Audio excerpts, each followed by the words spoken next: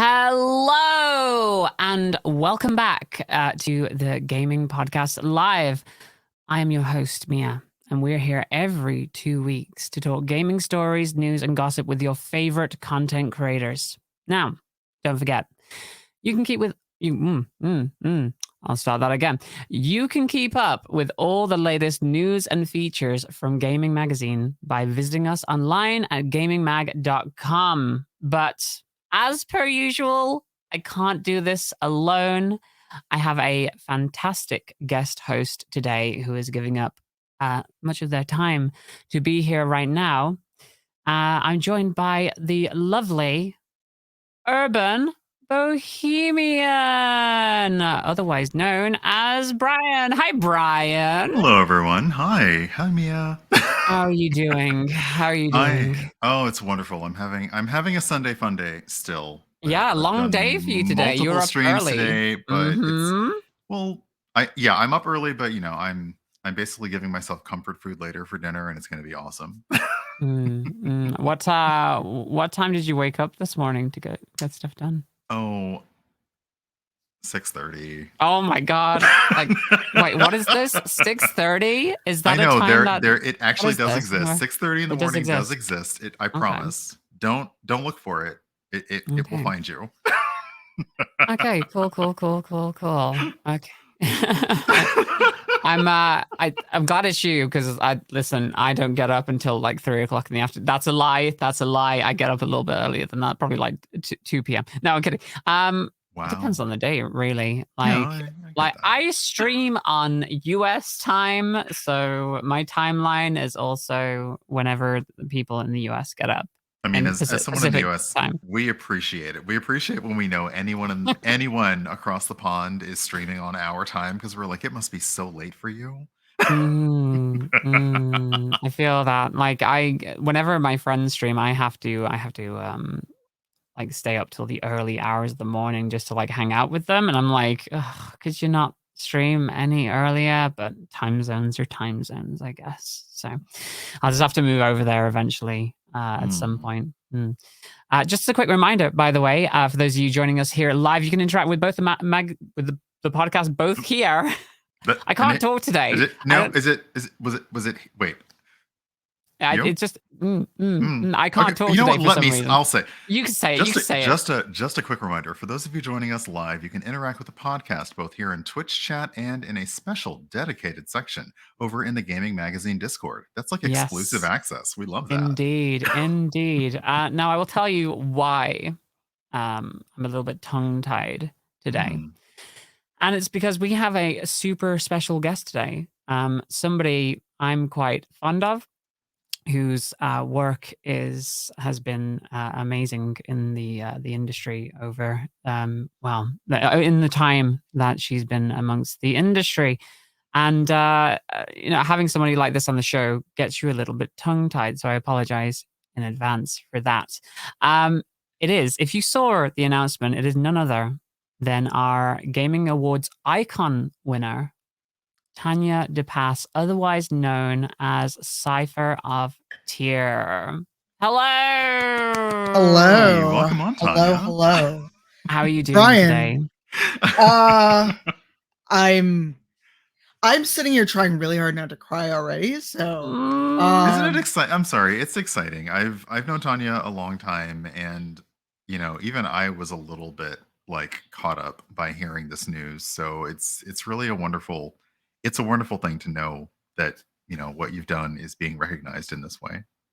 Yes, and I'm gonna make you cry by the end of this podcast. I'm not gonna use the term "well deserved" because I've heard you speak about that term, and I know also you don't like that being used. I've been lurking. Let's say that I lurk from time to time. But I can't think of anybody like within the LGBTQ sphere I would personally like want the award to go to more. So yes.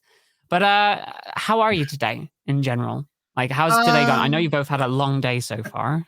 I was up before Brian and streaming. Oh, really? You were. That's right. I just had I can't sleep. I'm going to just get up and I actually hopped back into the division. Speaking of Brian, but it didn't keep me focused, I guess. And then I hopped into a indie game that I've had for a long time, just never played, called Game Deck, and they were like, "Oh, this is dark and NSFW. Oh, look at the time. We should go raid Brian."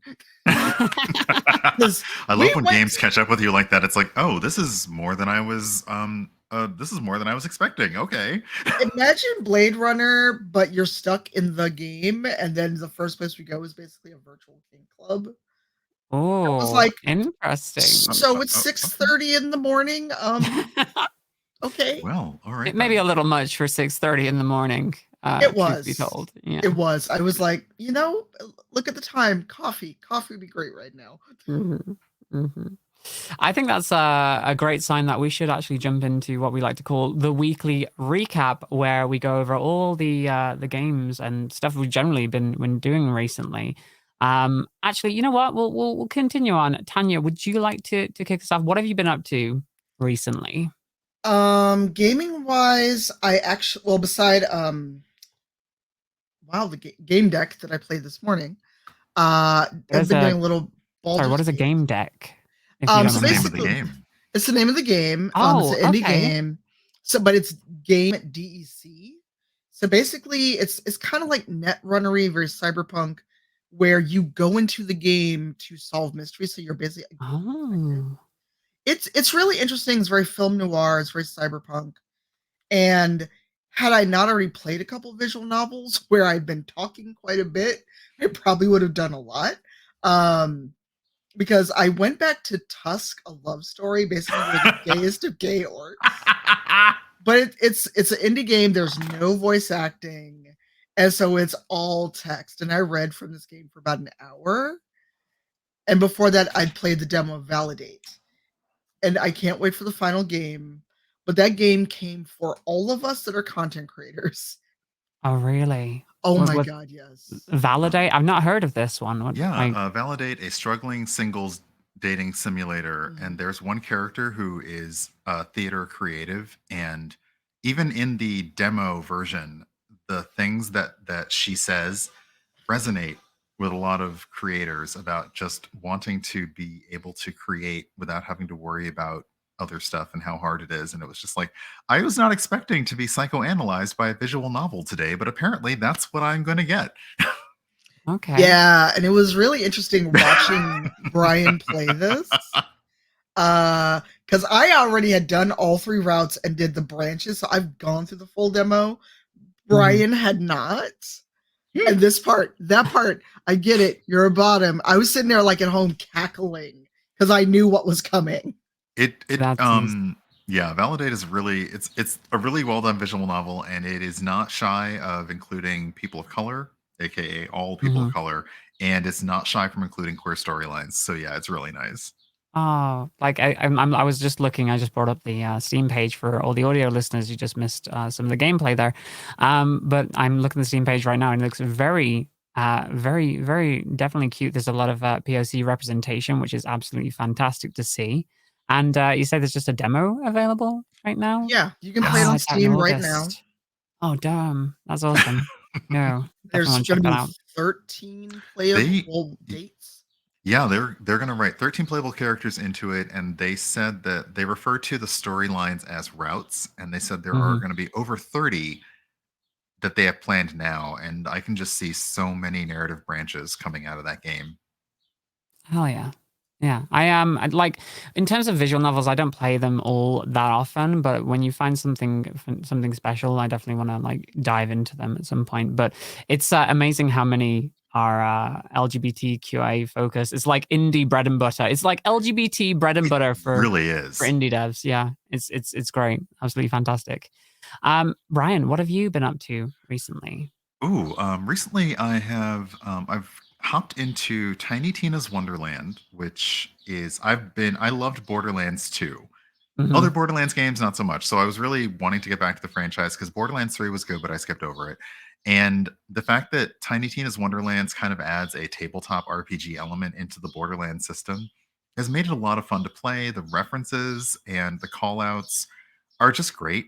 And I realize there's a bird outside that has a lot of opinions, so I may need to go close my window because shut up. But It's been a lot of fun to play that. And otherwise, I really got hard into Destiny, their new season, the story of the Witch Queen of Savathun, who essentially is the god of lies in the Destiny kind of universe. And what you're finding out is they're going back to do some really, really deep lore dives. And Mm. what player Destiny players love theorizing about what's actually going on, even though the devs don't tell us. This one was there for those people who remember all of the Destiny history up to this point and saying what you think happened at this point, maybe what you think happened didn't actually happen.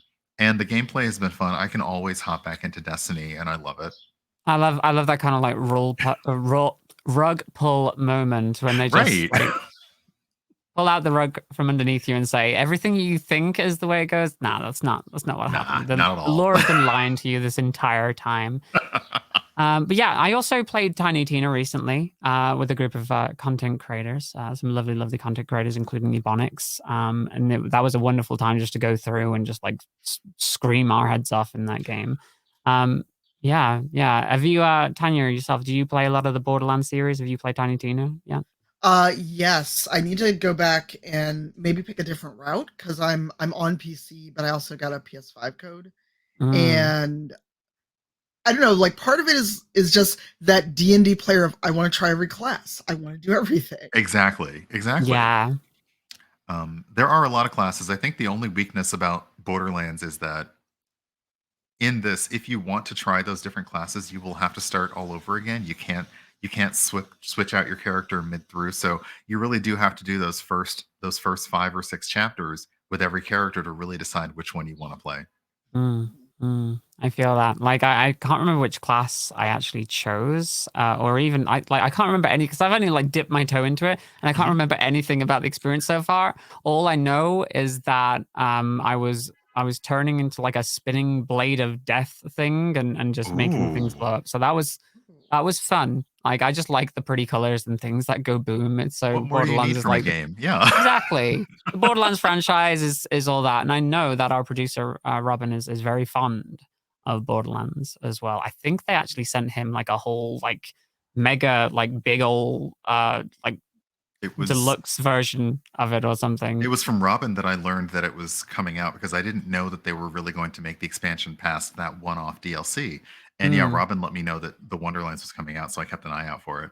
Oh yeah. You know what I have been doing recently though, because I'll just deep dive into what I've been doing this week. I've been watching a lot of Elden Ring lore videos. I know that sounds weird.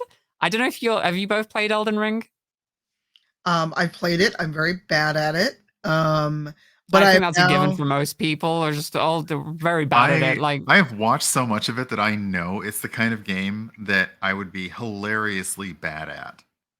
So again, as we keep saying on this podcast, it's the most accessible it's the most accessible Souls game so far. What was your actual experience like with it then, Tanya? Because I've talked about Elden Ring to death, so I'm gonna let you go. I don't know how much time we got. So I have tried. So here's the funny thing, and I feel like we're going to summon Pleasantly Twisted by talking about Elden Ring. I have Dark Souls 3, I have Bloodborne, and I have the Sins of the Scholar. Aesthetically, I love the games. I do like a challenge. I don't like the community around the game. Yeah, no, that's fair. I understand that completely. Yeah, that whole get good mentality that they have. Right. And so I have been way more successful with Elden Ring because of two things. One, it's open world. And two, even though I started playing it on day one, there were other people that I could then go watch and go, okay, well, maybe I'll try a different build. Maybe I'll try this. So unlike the other very linear games, I'm not stuck. Like if I get to a boss and just can't beat them, I'm not stuck in this one section. Yeah. So I don't know about y'all, but I don't have 8 hours a day to spend on one boss. Yeah, no, I understand completely. And the idea, again, we talked about this before on the podcast, but that you could just abandon what you're doing and just go do something else. Just makes the game so much more like easier to get into, and the options that it actually gives you now for the summon system and the ashes that you can collect, all of this stuff just made it much more enjoyable for me because I've given up on Souls games in the past like so easy. I've gotten to a boss and think, well, unless I can beat it, like I'm not going any further. Like, this is it. So This is the end. Yeah, this is as far as you go. Yeah. yeah, but Elden Ring, like this is the first game in that series that I'm watching lore videos for it. Like while I was playing it, I was constantly thinking about it all the time. I didn't quite get to the point where I was like dreaming about it. I used to have that in the past. Like for I don't know if you've ever had this where you'll dream about a video game that you've been playing, just because you're so obsessed with it. For a while, it was Pokemon and also Tetris as well. What? Yeah, weird. Like when I was playing Tetris back in the day, I'd start dreaming about playing Tetris. Very odd. Okay, I because know. I was wondering, like, is it actual Tetris or is it Tetris in the style of like a movie adaptation of Tetris? Like, if you think about Battleship, like, is it just aliens sending random blocks from the sky as a Tetris dream, or just dreaming about playing the game Tetris? It was more so just dreaming about playing the game. I'm It's the okay. most boring. I'm gonna go version. now. No, I'm gonna go. nope. I was a kid. Oh, Some kids dream about swinging a Spider-Man. I dreamt about playing Tetris. Okay, that's. But I bet you're really good at Tetris, though. I suck at it. I'm okay. My sister can kick my ass in that game. It's actually crazy. My younger sister, she's something else with Tetris. Anyway, but Elden Ring, the lore in that game as well, just like deep diving and just watching all these videos to actually figure out, oh, that's what that was and that's what that meant. It's stellar game, but I will go back to a conversation that we had about like accessibility for the game, and like we had a whole conversation about accessibility versus difficulty, and it keeps popping up that a lot of people say, a lot of people keep saying, oh, Elden Ring doesn't need an easy mode. Like the Souls games don't need an easy mode, and I get that, but I don't think anybody's been asking for an easy mode. I think they've just been asking for the tools to be able to play the game correctly. Oh no, I've asked for an easy mode. I have no shame. Well, I mean, okay. And the thing is, there are now, depending on the platform you're playing on, there are mods that make easy mode, and all the easy mode mods do is they adjust the amount of damage you do and the amount of damage that you take. But right, the accessibility conversation is so much different because I think everyone sees accessibility as asking for easy, whereas people who are proponents of accessibility are simply saying, let everyone be able to play the game. If you let everyone modify inputs and modify this, they can all play the game the way, quote unquote, the developers intended, because everyone loves to say that without actually talking to the devs. I don't know what that's about. So I feel like that's where the quote unquote easy mode conversation goes. And I'm just like, that's kind of ridiculous. No one's asking to make this game a walk in the park. It's just, for me, when I play games, especially any narrative RPG, I want a relaxed, casual mode of play simply because there's a huge story here. And if I get stuck at one fight, that is it. I will never know the end of the story. I will never know the next thing. I will put the game down because I can't get past one fight. And there's, I just think that allowing everyone to play the game the way they want lets everybody see to the end, and everybody wants to finish a game. I have tons of games I've put down and walked away from, and there are no accessibility tools or changing options or changing inputs to make it any easier for me to get past that one encounter that I simply can't get past. Yeah, like I've heard that criticism. I've heard that there are a very lack of accessibility options within Elden Ring in terms of like making text bigger on the screen, in terms of your subtitles, in terms of like character dialogue not being able to be repeated, just little things like that, which would generally help a lot of people.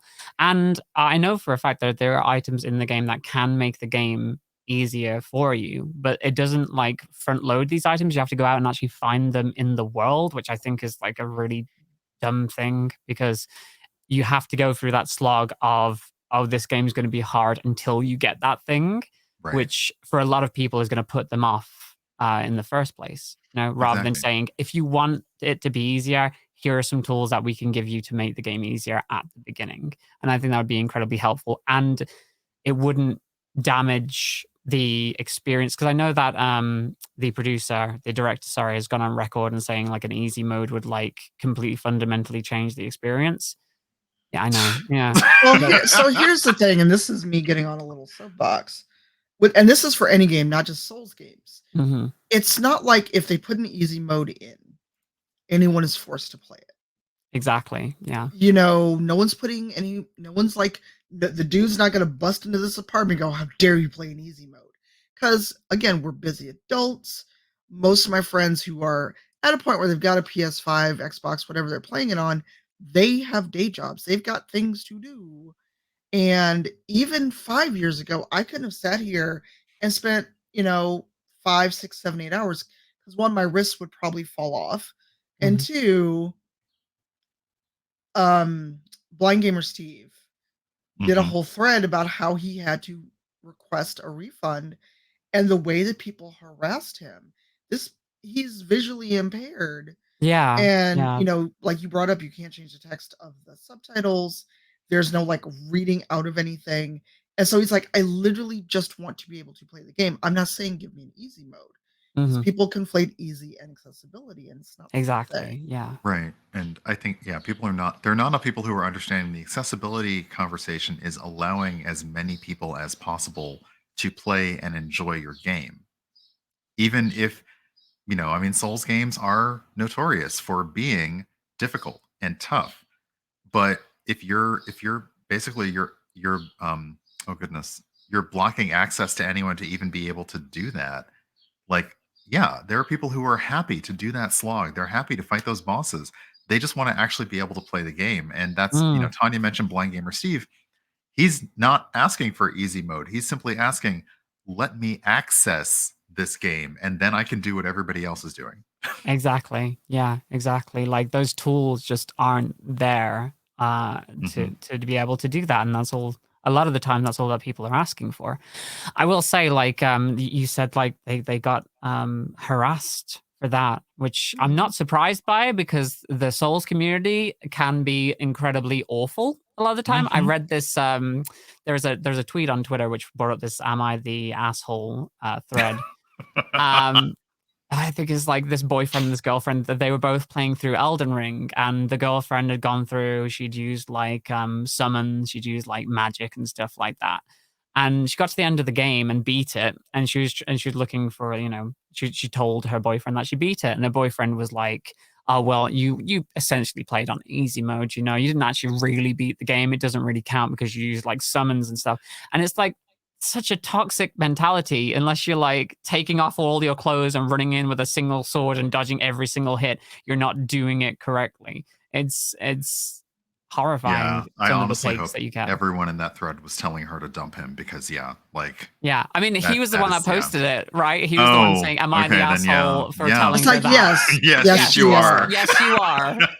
I hope everybody beat his ass in the quote tweets. I will say, as funny as you say about somebody who walks around with like wearing, just underwear and a sword, I do love how there's that one player whose name is Let Me Solo Her. Yeah. Yes. I do love that this person is now becoming their own lore entry in Elden Ring, because people cannot deal with a boss, and they just look for this person online, and it's literally let me solo her, and this person comes in and takes care of it, and that's it. They don't ask for anything, and they're just like done. I love that. The fact that it's a guy with 2 katanas, no clothes, and just a pot on his head as well. Wait, what? Yeah. Yes. Let me solo her. Yeah. I need them. The person's name is Let Me Solo Her. If you look at the hashtag on Twitter, which I'll try and do real quick, but I need them. I still can't beat Market. Yeah, it's insane. I wish I could. That to me is I love, because it feels like a nice anti-response to the, I'll say it, toxicity of the Souls and Elden Ring community. Is this one person is like, just summon me into your game.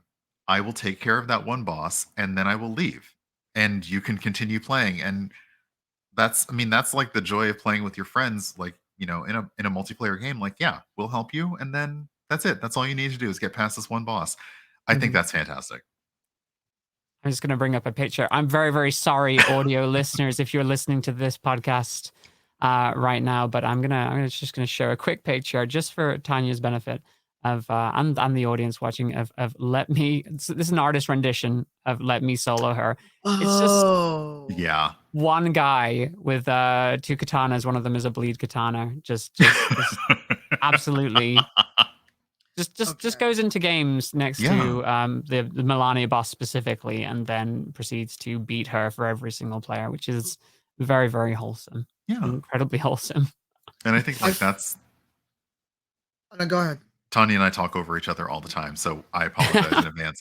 No, that's the kind of like positive, like that's the kind of positive element that I want in that community, to say like, you know, normally if you go and say I need help, everyone tells you what you're doing wrong. Why aren't you doing it this way? Well, you've got the wrong build for this. And this person just shows up and says, I got this. Stand back. I got this. Okay, you're done. Yeah, I love that there's like so much art based around this person and how they're becoming like a legend in the community too. It's lovely. But enough about Elden Ring for the moment. I'm going to move on to the other cool thing that I did this week. I finished Final Fantasy XIV Endwalker. I don't know if you played Final Fantasy XIV. I do not play the the acclaimed award-winning Final Fantasy XIV. I do not play it. No. The critically acclaimed award-winning MMORPG. Yes, that's right. Final Fantasy XIV. My God, it's been this particular expansion has been the culmination of a journey that's been going on for like over pretty much a decade now, and the amount that they worked into the story, the throwbacks, these characters that you journeyed with and met over time, and the things that happen in the culmination of the story, it got me blubbering like a gosh darn baby. I ain't gonna lie, I was just crying. Like at the end during the credits, I'm just like crying my eyes out. I'm not gonna spoil anything, but it was such a meaningful experience, and I do think that like Final Fantasy as a series, it's up there as one of my top series of a series I love. But in terms of, I don't think you could get this any other way. A game with a story where you have characters and you have your own character injected into that story that you can take with you for so long, for such a long time. I really do think that's why it was so emotionally affecting, and probably I'm going to hail it as like one of the best games. I don't play MMOs, but this is one of like the best games I've played. I do feel like that's one thing that Final Fantasy XIV has over so many other things is there's one thing that MMOs need to do to maintain those long form. There are different types of MMO players, but their world building and story building and the ability of Final Fantasy to put you actually and actively into the story, so you feel the stakes, you feel the consequences over time, and as you said, it's like, yeah, if something were going that long and I felt like I was actually a part of the story, I'd get emotional too. That's wonderful to hear. It's not just that though. It's the fact that they can make like minuscule things that happen like way back in a patch somewhere or a former expansion that you didn't think anything of. All of a sudden now it's like an important thing, and it's like, wow, they tied that in. That's crazy. That's amazing. That's Tanya, did you play through the whole thing, or did you just play for a while and dip out? What's your experience? I play it off and on. One of our friends, Painting Pirate, is hardcore in Final Fantasy, and I've watched him play it. I've watched him play through Endwalker. I'm up and down on it because I don't have a solid group of people to play with. Yeah, and again, it's the curse of MMOs or any other group gaming. I love to play. I'll play with you, and then crickets. When you are ready to go play with people. They dip out. It's really frustrating. Or if they're on another server and you're not on the same server, that's really annoying too. What I did like about this last expansion though is like for dungeons and trials, for every single trial or dungeon or like boss, they've introduced a trust system now, which they introduced the last expansion, which essentially just makes you play with the in-game NPCs instead that you're actually journeying with. So it's like throughout this entire expansion, I just ignored everybody in my chat who was like, yeah, add me to the thing. I'm like, no, I'm going to play it through with the characters that are in the game, because it was like, it's so much cooler to have these really nice AI controlled NPCs fighting alongside you. I mean, it's cool to do it with your friends as well, or just like random people in chat. But again, to have the story be more affecting to me, it's like, it just makes it feel more real, you know? That was great. I feel like it's very deep with the NPCs at your side. Mm-hmm. The problem is you can't necessarily do that for all of the content, which kind of sucks. You do have to rely on other people sometimes. So Yeah. people. People. Yeah. The only other thing that I did this week, I played Dead by Daylight on Let's Go Gaming with Frank the Pegasus and Delphron. I continue to suck at that game, and it looked like y'all were having a good time, but I also suck at DVD, so I completely understand. You think how many people in the LGBT community just like love that game, and I'm just like, I wish I was good at it, but there we go. I have to admit, DVD is weirdly it is the queerest, is the most queer appealing game ever, and I never would have thought that from a horror chase game. Yeah. Yeah. I guess a lot of us love horror, so we love, like killing people. Clearly, no, I'm kidding. Okay, you said it. You said it. I didn't. Okay. In a fantasy setting, there it as goes. Our favorite movie killers. I'm not a murderer. I mean, there is a lot of queerness in horror, so yeah, it translates. Yeah. Exactly. Right. It is time for a section that we like to call bite-sized news, which is exactly what it sounds like. It's where we go over everything gaming related in the news recently. And I know you had a story that you were looking at, Brian.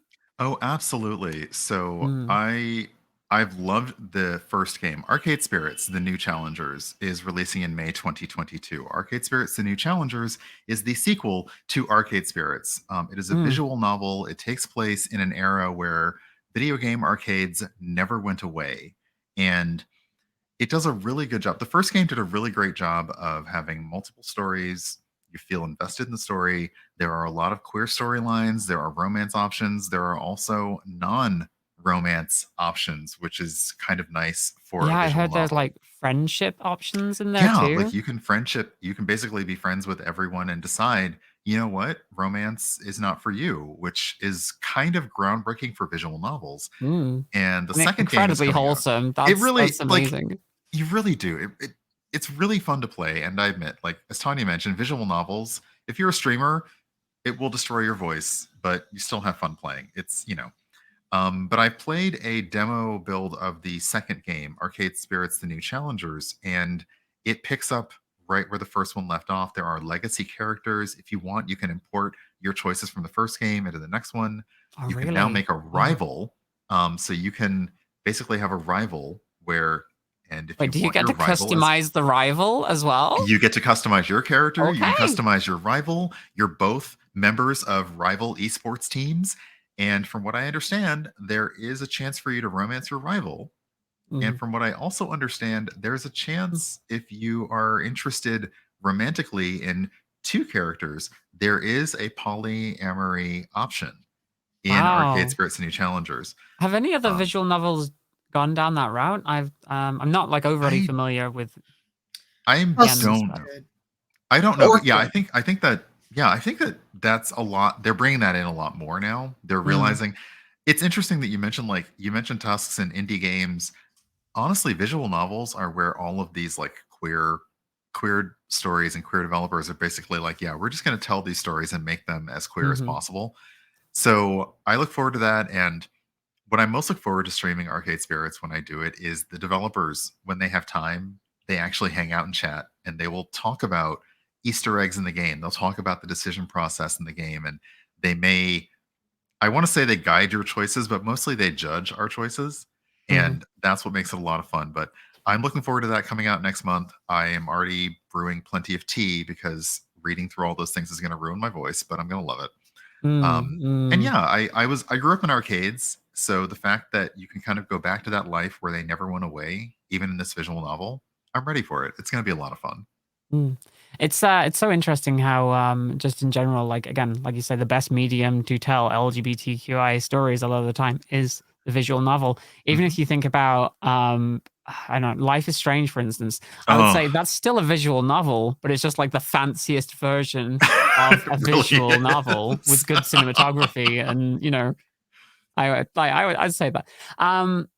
So yes, Arcade Spirits. The first one got some pretty good reception. The Metacritic was probably like giving it at least 7 or 8 out of 10s, which was pretty cool. Our own editor. Amy played the first one, absolutely loved it. Very much excited for this second one coming out. I believe it's coming out on May 27th. So make sure you check that out when it does drop. Now, did anybody catch the Kingdom Hearts 4 announcement? I did. I didn't realize it was real because it's Kingdom Hearts. Yes. I put out a tweet afterwards saying, like, I look forward to playing this in about 10 years' time when it finally releases. No. Yeah. Oh, my goodness.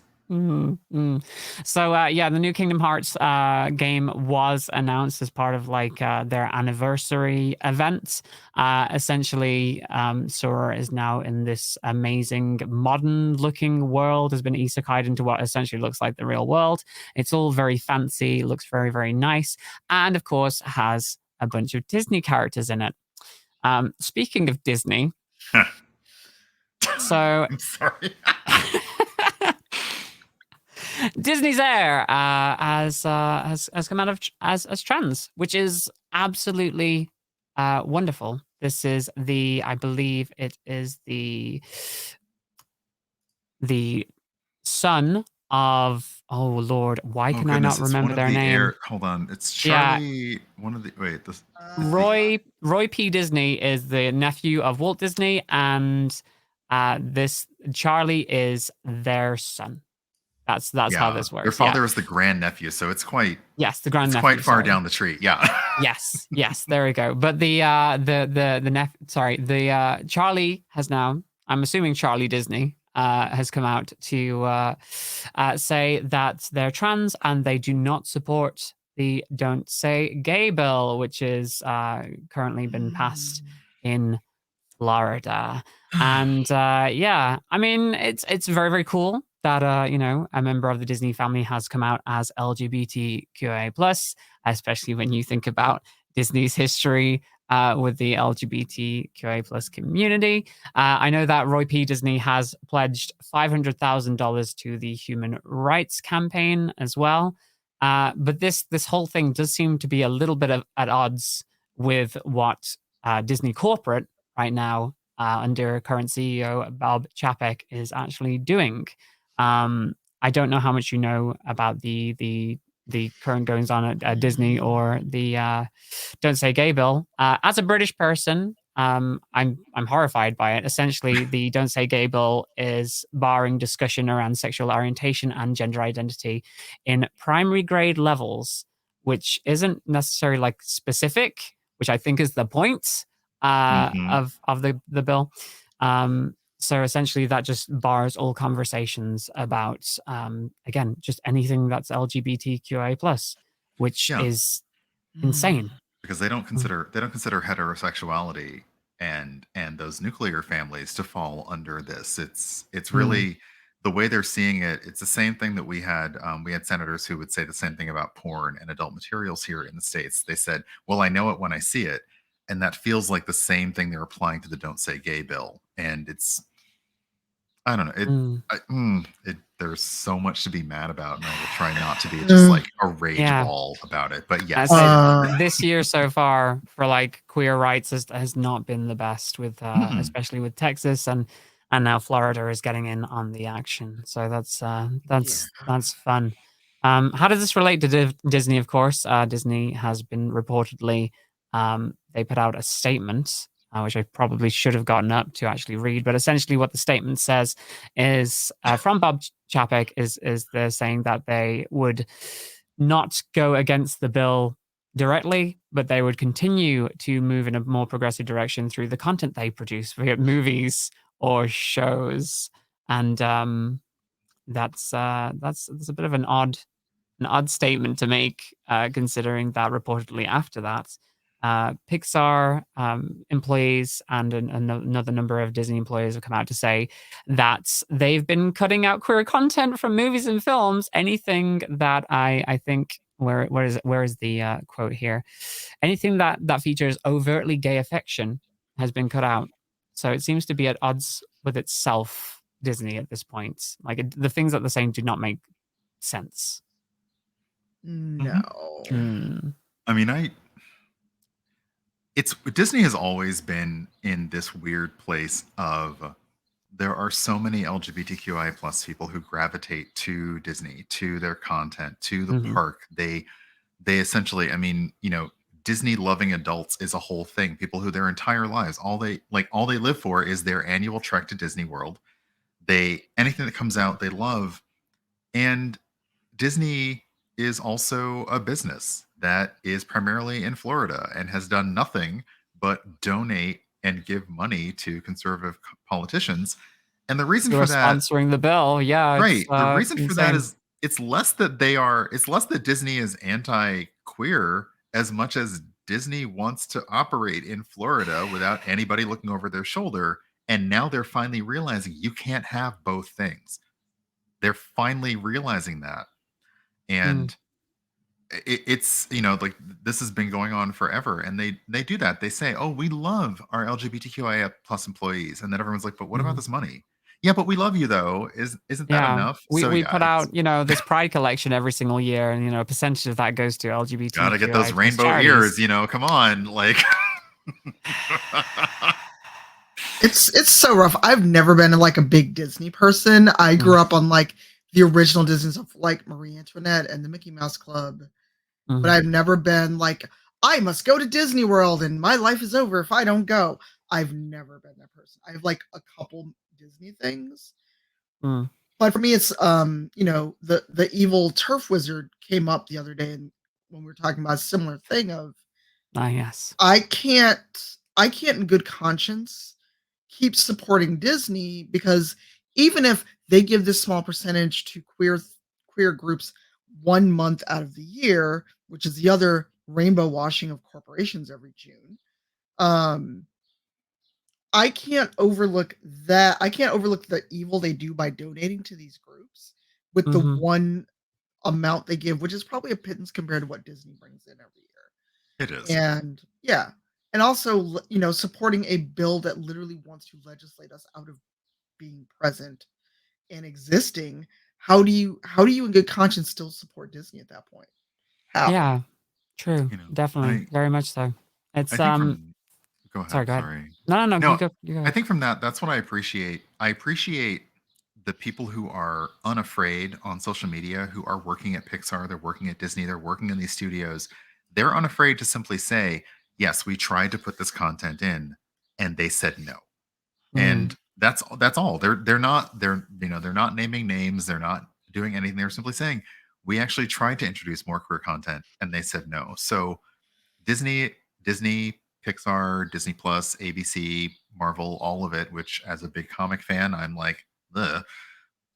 They're acting like a regular media conglomerate. They're doing what they're going to do. They're really just hoping that they can kind of win a social culture war to say, no, we do love LGBTQIA plus people. We, you know, and I even know that Bob Chapek's first statement was, we don't get involved in politics. We don't get involved in divisive conversations. We're not going to do that. And then it wasn't even a week or two later that he reversed that and said, yeah, I messed that up. That was my bad. So they know that's not even true though. Didn't they like threaten to like remove productions from Georgia unless if they passed like a certain anti-LGBTQIA bill? Something like that. People are pressuring them because a lot of Marvel stuff films in Georgia. Like a lot of the Marvel Studios film and TV are in Georgia. And one thing we didn't mention is the Don't Say Gay bill that was modeled in Florida is actually now going to other states in the US. So other states are looking at this as a model and a template. And if anyone knows about legislation, they know that one place will invite all these senators to, like, you know, an airport hotel and basically pre-write this legislation for them and give it to them to take back home. So we're going to see more states doing this. It's just Disney is one of those things where they have so much power of the dollar. They do. They could totally take a stand and like threaten to remove their, you know, like parks and stuff from Florida, or remove that business from Florida. I mean, after the, you know, the panini going off, you know, and with the reduced rates of people going there, I mean, how much have they got to lose? They make a lot of money there, but they have so much sway in terms of saying, listen, we won't do business here anymore unless you make make the right positive decision, you know. And it's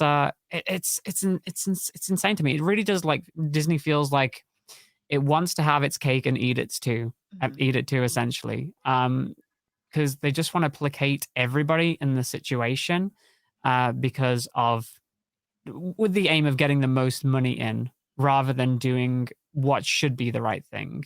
Like, I feel like I want to give them the benefit of the doubt and say that them cutting out queer content isn't necessarily like a malicious thing, that they're probably doing it to, again, make sure that they can put their stuff out in other countries, you know, which, again, vehemently against them doing that. We talked about this on the podcast before, how frustrating that is in general, that they would rather, you know, try and make more money than actually stand by principles. And yeah, there's no justification then for them backing up bigotry, essentially. Even if it is for money, because we constantly, like, people have these conversations like, well, they need to make as much money as possible.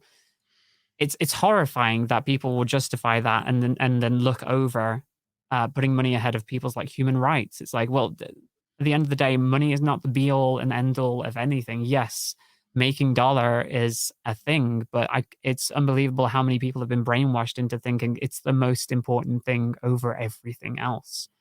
And for Disney, sorry, go ahead. No, go ahead. Well, because morals have long ago been washed away for capitalism, and you know, I mean, I've visited where Brian lives. I've been over in London before, and you know, things like seeing like those, I can't think of the right word, like spikes so homeless people can't sleep on benches. You know, things like that where people are more concerned with getting the most. Like the richest people that can afford all these taxes don't even want to get taxed, but they will take 50% of my pay just because, you know, I'm self-employed. We have, as a country, you know, and going back to the roots of this country, capitalism has always been the be-all end-all, because whoever had the most money had the loudest voice. You know, if you weren't like, or even in Rome, if you weren't a citizen, nobody cared about what you had to say. So the white guys that founded this country and stole Brian and I's ancestors, long as they had enough money, they could be heard. And yes, I'm going to be that person. Let me come here. Oh yeah. Yeah, no, I'm not stopping you. I mean, yeah, I'm not stopping you either. Oh, I know, but I can see someone go, but why are you getting into, why are you making it about race? I'm sorry, you must have never seen it. It's no, and I think that's the thing, is like, you know, no, they're doing what every media company does, you know, and I've said this about every company, including Twitch. Like, you are a media company, so their decisions are going to be driven by capitalism first. And like most companies, they're going to say, oh, but our diversity efforts, and they're off to the side, they're not the majority of thing. And yeah, Disney's kind of stuck at this point, except at this point, as much as I want to point the finger at Disney, I really want to point the finger at everybody who is supporting Disney. Everybody who they cannot give up their love for this property. And, you know, Tanya mentioned the Wizard School property. Same thing with that. Yeah. When you talked about representation, you know, there was recently they changed the film of that other property in another country. And it was like they removed apparently 6 seconds of footage from the film, which should tell you how much representation there was in it in the first place. But the fact is, yeah, like, that is a bullshit excuse. It really is. You actually have the power. You have the money. You can be that overwhelming force that says, no, we're actually going to do this right. But you're really just worried about all of these, you know, cisgender heterosexual white families who I just give up. They get on their Facebook groups and all of a sudden they protest shit, and you're scared. The crazy thing is, like, I was looking at videos, let's just, like, talking about the situation, talking about, again, Charlie coming out as a trans man, who's been, like, privately transitioning for the last 4 years, and again, has now only publicly come out. But I've been looking at these videos, and I look at the reaction to it, and a lot of the comments on there literally just jump to, oh, now Disney are groomers because one of their one of the family members is trans and comes out against the Don't Say Gay bill. There's this weird conflation, and it's like these are the kind of people that you're essentially siding with by not doing anything about this. Like the kind of people that for some reason think that you putting magic into your Disney films is the same thing as promoting Satanism, or oh, those were a time. Yeah. well, no, it still happens. I literally read that comment on YouTube under a video talking about it because, like, I clicked onto a video. I didn't realize it was like a Christian video talking about the Don't Say Gay bill, and I'm like, well, of course, you know, I was like curious just to hear, well, what do they have to say about it? And they just blatantly just speak about, well, they just don't want gay people to exist. You know, they don't want to support Disney for even making efforts to put like progressive stuff into their films because they see it as an affront to God. And it's like, wow, you can't just live and let live, can you? These are the kind of people this bill is being made by and being made for, just people who just want to erase LGBTQIA plus people from the public and make it impossible for us to live. And it's ridiculous. And they can just come out and just say that's what they want in veiled terms. Obviously, they wouldn't just say, yeah, we want to get rid of all of them. But for them to say, oh, it's our belief that it's you know, it's against God, so we don't agree with it, and we're going to use that as an excuse to stop anybody from talking about it. No. The end goal is always the same. I mean, you first. I mean, at the end of the day, they want us not to exist, and I feel like they're getting to the point where they're going to say the quiet part out loud. Somebody's going to slip and let that, and just say it. Because I know, but I was thinking as you both were talking that let's not forget the overlap of people who also don't believe that think critical race theory is simply acknowledging that racism exists, and that teacher that lost their job who fully admitted that I don't even know what CRT is. I just taught history that America's racist, and they still lost their job. They're like, I didn't. That is something you teach at the collegiate or the law level, and critical race theory is not acknowledging racism exists, but they throw all these dog whistles out about grooming and all, you know, and exactly, yeah. I forgot or Judge Brown, how they tried to make it out like she was a fucking pedophile. And it's like, how did we get here? It feels like, again, it's these bubbles where people are like removed from reality and like only really see what they want to see. For instance, when the trans bill came out in Texas, is it Texas? Yeah. And again, it's very, very similar to this bill. Like, not again, well, in terms of not allowing care and getting people to report on other people, very authoritarian, very like McCarthy era style laws being made now. And it's very worrying. But I remember putting out a post about that, and I don't want to speak on this too much because I don't want to invite any attention to me again. But I had a friend that essentially turned into a stalker, and they're also trans, but they were very right wing. Well, they said they were very what's the phrase that they use for middle of the aisle? What is that term again? Centrist. Yeah, they said they were centrist, but they were very into like conspiracy theories and stuff like that. And I posted about it. It's like, this is what you get. You like, you have no excuse, because this is the only time I've ever acknowledged them. This is what you get when you let things slide constantly. And then they try to say, oh, well, you're fine with people grooming children. Then it's like, how did we get here? That's the new power phrase. That's all they have now. Is now they just, you know, and that's why people tried. And sadly, queer activists going all the way back have said every single time we do this, and a very large majority of queer people get very comfortable because we get some rights and we get some comfort. But everyone's saying, watch, every single thing they said about us, they're going to say about, let's just say the next letter in LGBTQI+, and then they're going to bring it back. So now every argument they were using to try and say, well, you know, this is why we're doing anti-trans bills, now it's being pulled back to grooming, and now like, you know, gays and lesbians are being accused of the same thing. And I'm like, You need to learn that we need to fight all of this collectively as a community. But yeah, it's the new catchphrase. Like anybody will try, as you mentioned, like a centrist, they will try to disarm the argument by saying, "Oh, well, they're grooming," or and it's like you don't actually even know what that means. You don't. Sorry, there's sirens here. You don't actually understand what that means. You've just been given a phrase, like many other people, to say this will shut down any argument because they don't have a response to that.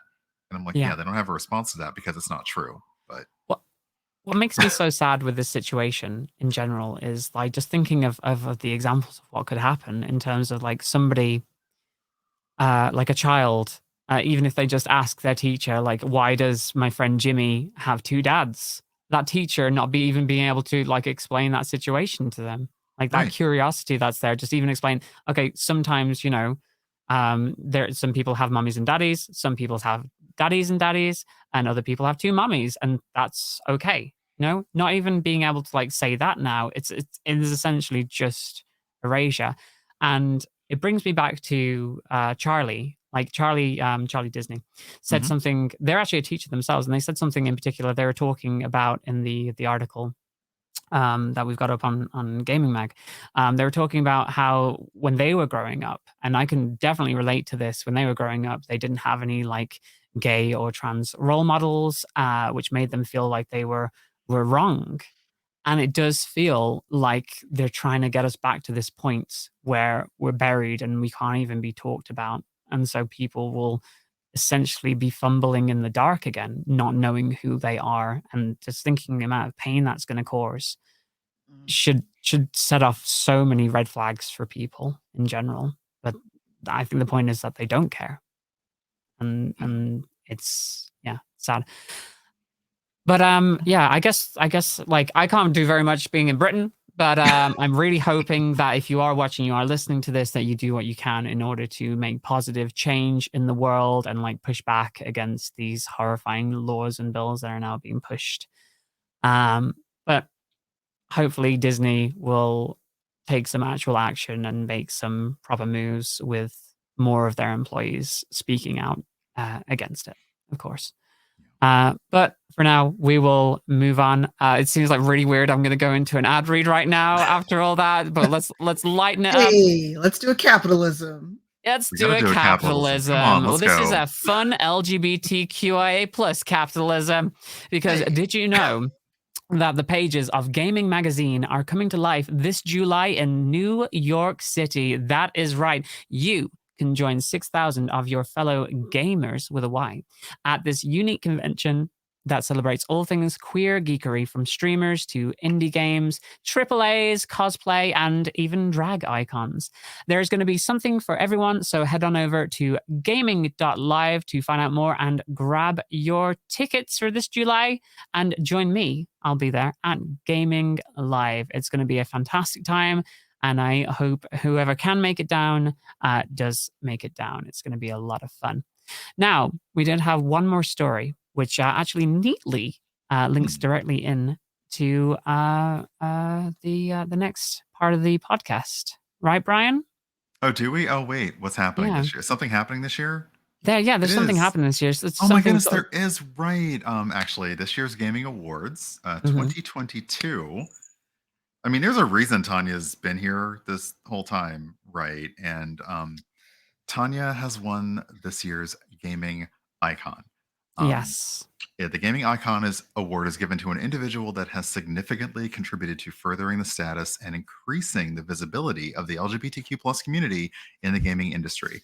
And I've known Tanya for many years, and I've known her before the flashpoint that set her on this trajectory, and I've known her after, and that is definitely something that applies to you. That's really wonderful.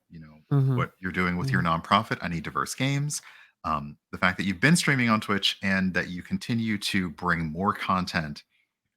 You bring more content to Twitch with the show that we're on, Rivals of Waterdeep, that has an all POC cast and has had queer stories in it from the beginning, to the fact that you're now working on this new Afrofuturist TTRPG that's had I always get this wrong, 2 or 3 seasons? 2? 3. 3. I always get it wrong. because I only have to record like a small part and then I just get to watch. That is also like a diverse team of POC designers that again has queerness built into its core.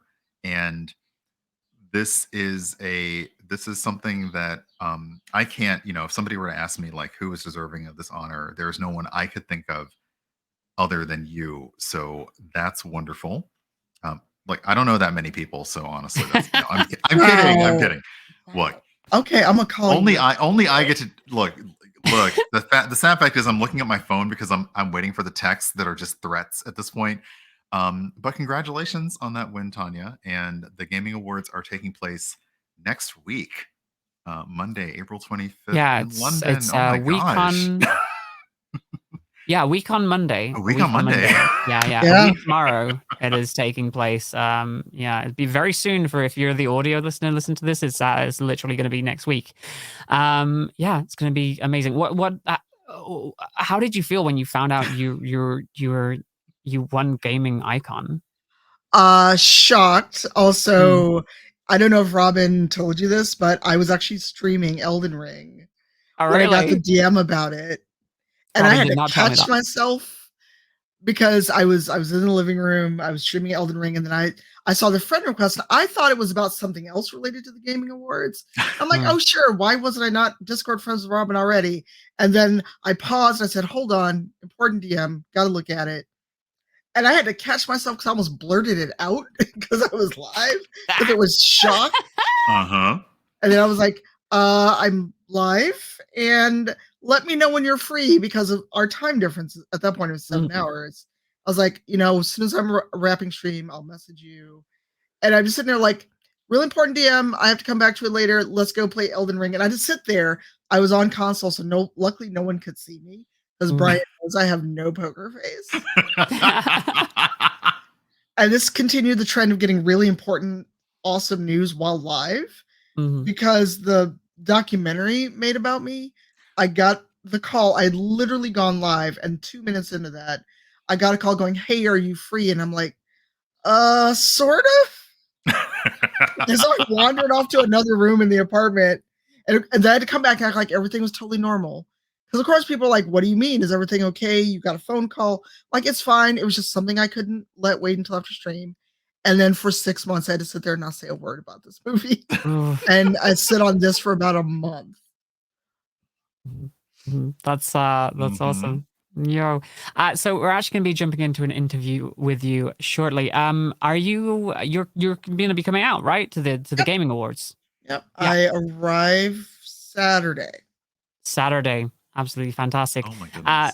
Before we jump into those questions, it's a great time to remind everybody that tickets are still available for the Gaming Awards in London. It's going to be this April 25th, as we mentioned, and we'd love for you to join us in celebrating the best of the LGBTQIA plus gaming space.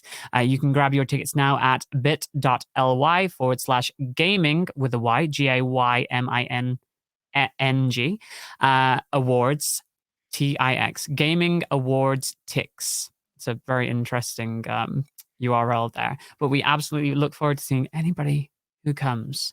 Right, Tanya, it is time for your spotlight. So let's get to know you a little bit better. You've been part of the gaming sphere for so long at this point. You're a beloved streamer in your own right, but also, of course, head up the nonprofit organization I Need Diverse Games. Now, I know that it's all essentially stemmed from Ubisoft talking about their difficulties, let's say, animating female assassins in Assassin's Creed. In your own words, I'd love to know how I Need Diverse Games came about, and can you tell everybody listening more about the organization's mission statement and what it is that you do? Oh boy. I need to That look is at a that lot. statement because we haven't done anything because of the panini. Let me find that mission statement. Well, a generalized version is fine, but how did you this? don't have it written on your hand all the time. Like I just write it down. On It's my not hand. tattooed down there, is it? No. Okay, fair enough. Well, how did it come about? Let's start there.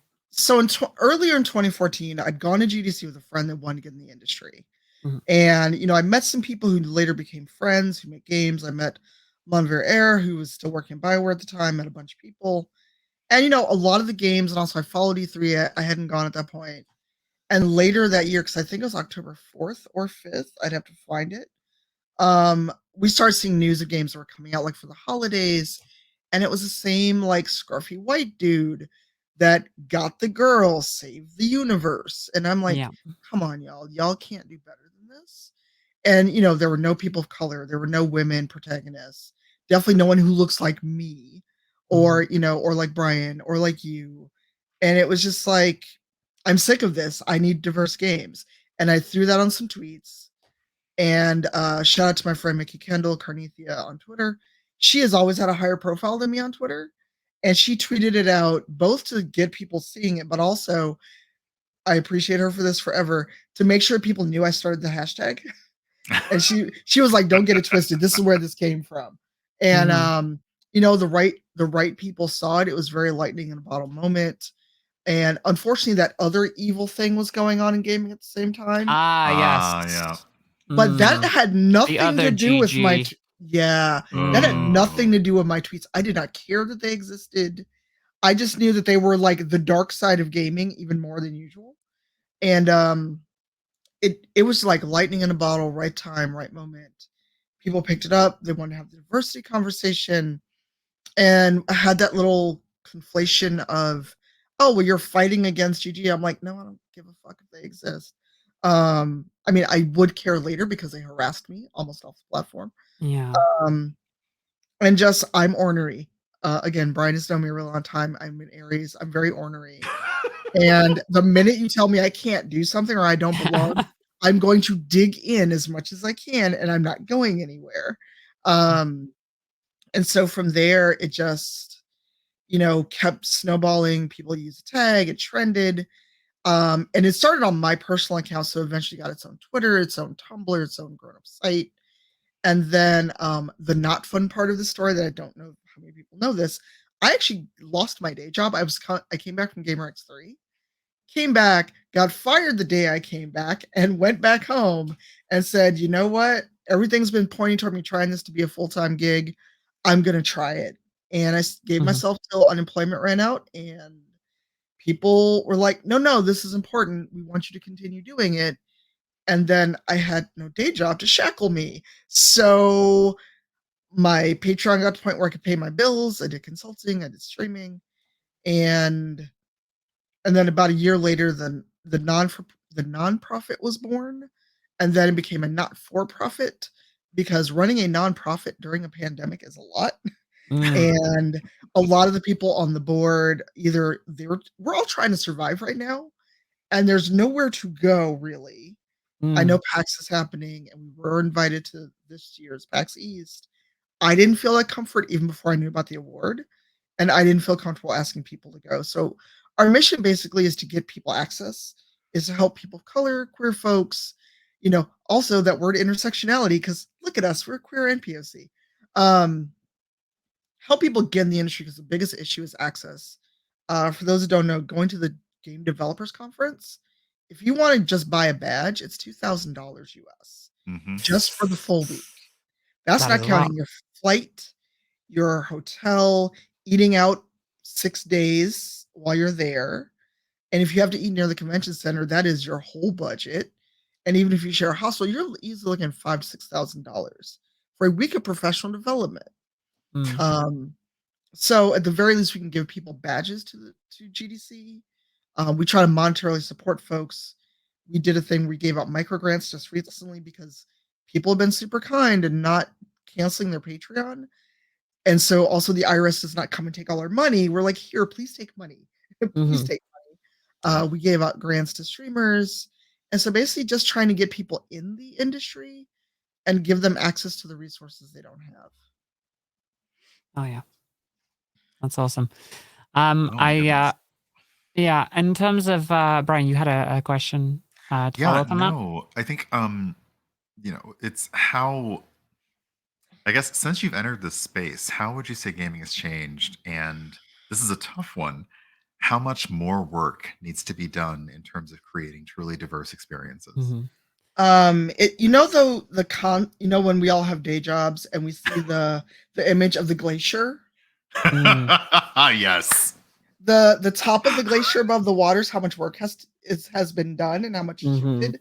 The whole glacier and another one 2 kilometers behind it, and another one 5 kilometers. Well, because I'm looking at each glacier is an intersection of identity, because we know there's some games that are great with LGBT content, but they fail horribly when it comes to people of color, or they might give you one disabled character, but that character dies, or they hate their life because they're disabled. So all the intersections of inclusion, there's an iceberg per intersection. I mean, it's gotten better. I've a lot of the projects I'm on, studios are coming to me or getting recommendations, and you're at day 0 of development versus a game where they were ready to go to certification, which is like the last step before they sell the game, to go, hey, can you look at our game? And I'm like, what do you want me to do with this? I'm not giving you the "you're not a racist" stamp on a game that's ready to go out the door. There's still way more work to go, because I mean, look at the way people reacted to Battlefield 1 when we had actually historically accurate black soldiers on the cover, and the way was people that reacted. also the game with the disabled soldier in there as well, with the prosthetic Maybe. arm? I didn't I get know very far in it. I think they threw a fuss over that in terms of it may have been that one, maybe a different one, but I believe they also threw a fuss over that. I think if that's like the World War I game or World War II game, then that would be the same game. But people just pushing back against this stuff is it's it's always the same. I mean, even now, the Halo show on Paramount, they're like, but Master Chief and a woman. It's just like, do you not know any women in the military at all? Yeah. Right. So this is like, I mean, even if that wasn't the case, like, it's a fantasy universe. Even about fantasy universes, people will get upset about it. Which is ridiculous. People. I don't understand where people can deal in universes where magic or science fiction technology that is to the point of magic exists, and yet everything else is a problem for them. Any kind of representation is suddenly a problem for them, and it's just like, do you understand this is fantasy? The point of it is that you can do and be whatever and whoever you want. A lot of times it does seem like it's really them showing their whole ass and showing their intention. Like they're just not comfortable with any, like we talked about Turning Red on the podcast recently, and how much like weird pushback there was against that film, just because it was set in a different time and the subject matter was different to something that they'd usually watch. Like they can get on with like something like Lord of the Rings, where they're going away to a fantasy world where there's monsters and wizards and things, but they can't relate to a real life human being who is a teen who's going through the adolescence growing up. It's again they're just them showing their true intentions. So. True. Yeah.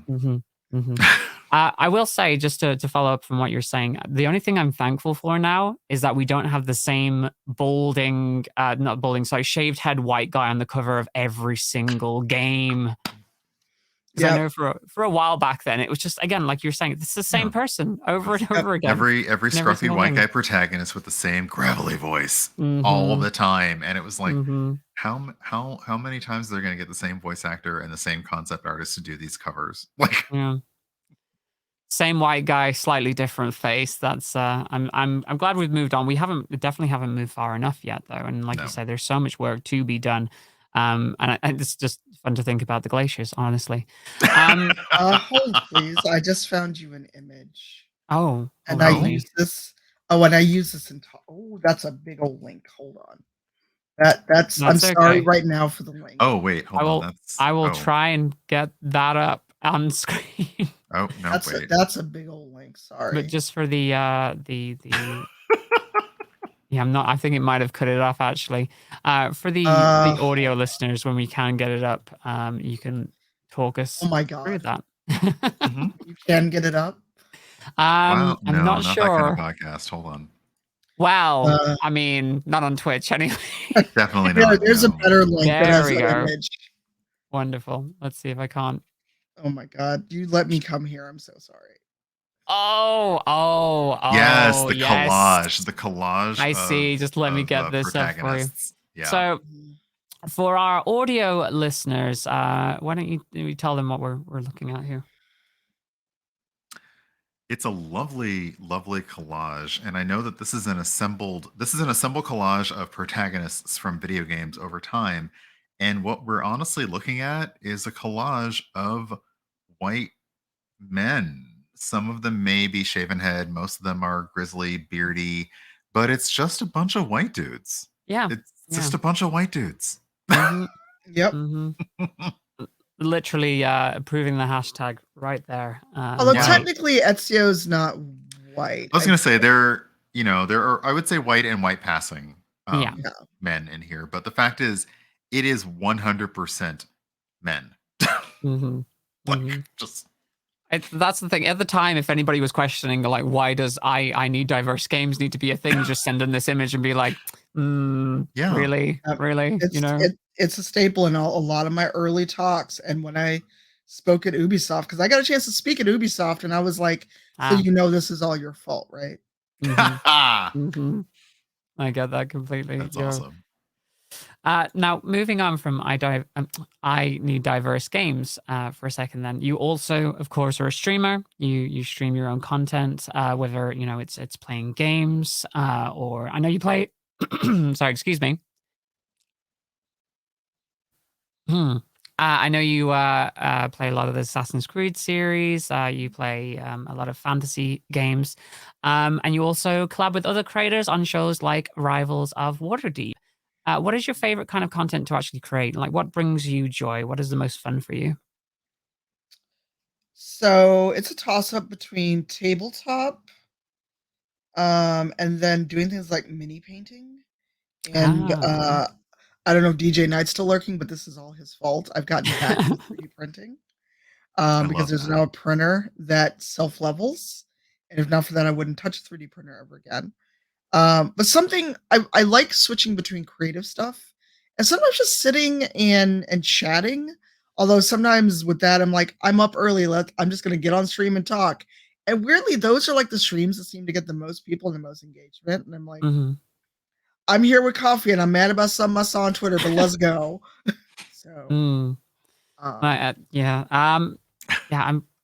I will say, like, I've heard it multiple times from different creators as well.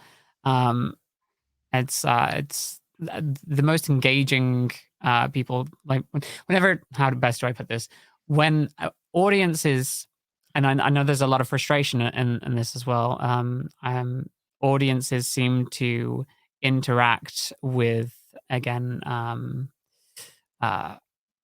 trying to think of the phrase, issues that affect people of color more so than anything else, and that can be quite frustrating for creators. Do you find that? Do you also see that happening in your spaces? People not knowing how to interact with issues that affect people of color, in terms of like it generating the most interest from the community. Oh, absolutely. And Brian and I know a couple people in the chat will remember this June of 2020. And content warning, I am going to talk about murder by police in the US when they killed George Floyd. And that seemed to be this turning point of people finally realizing we weren't just saying that police are killing us, that they finally seem to realize Black Lives Matter isn't saying white lives don't matter and no one else's lives matter. It's there is video. You have seen this video. And for that brief month, everybody suddenly realized Black creators were on Twitch.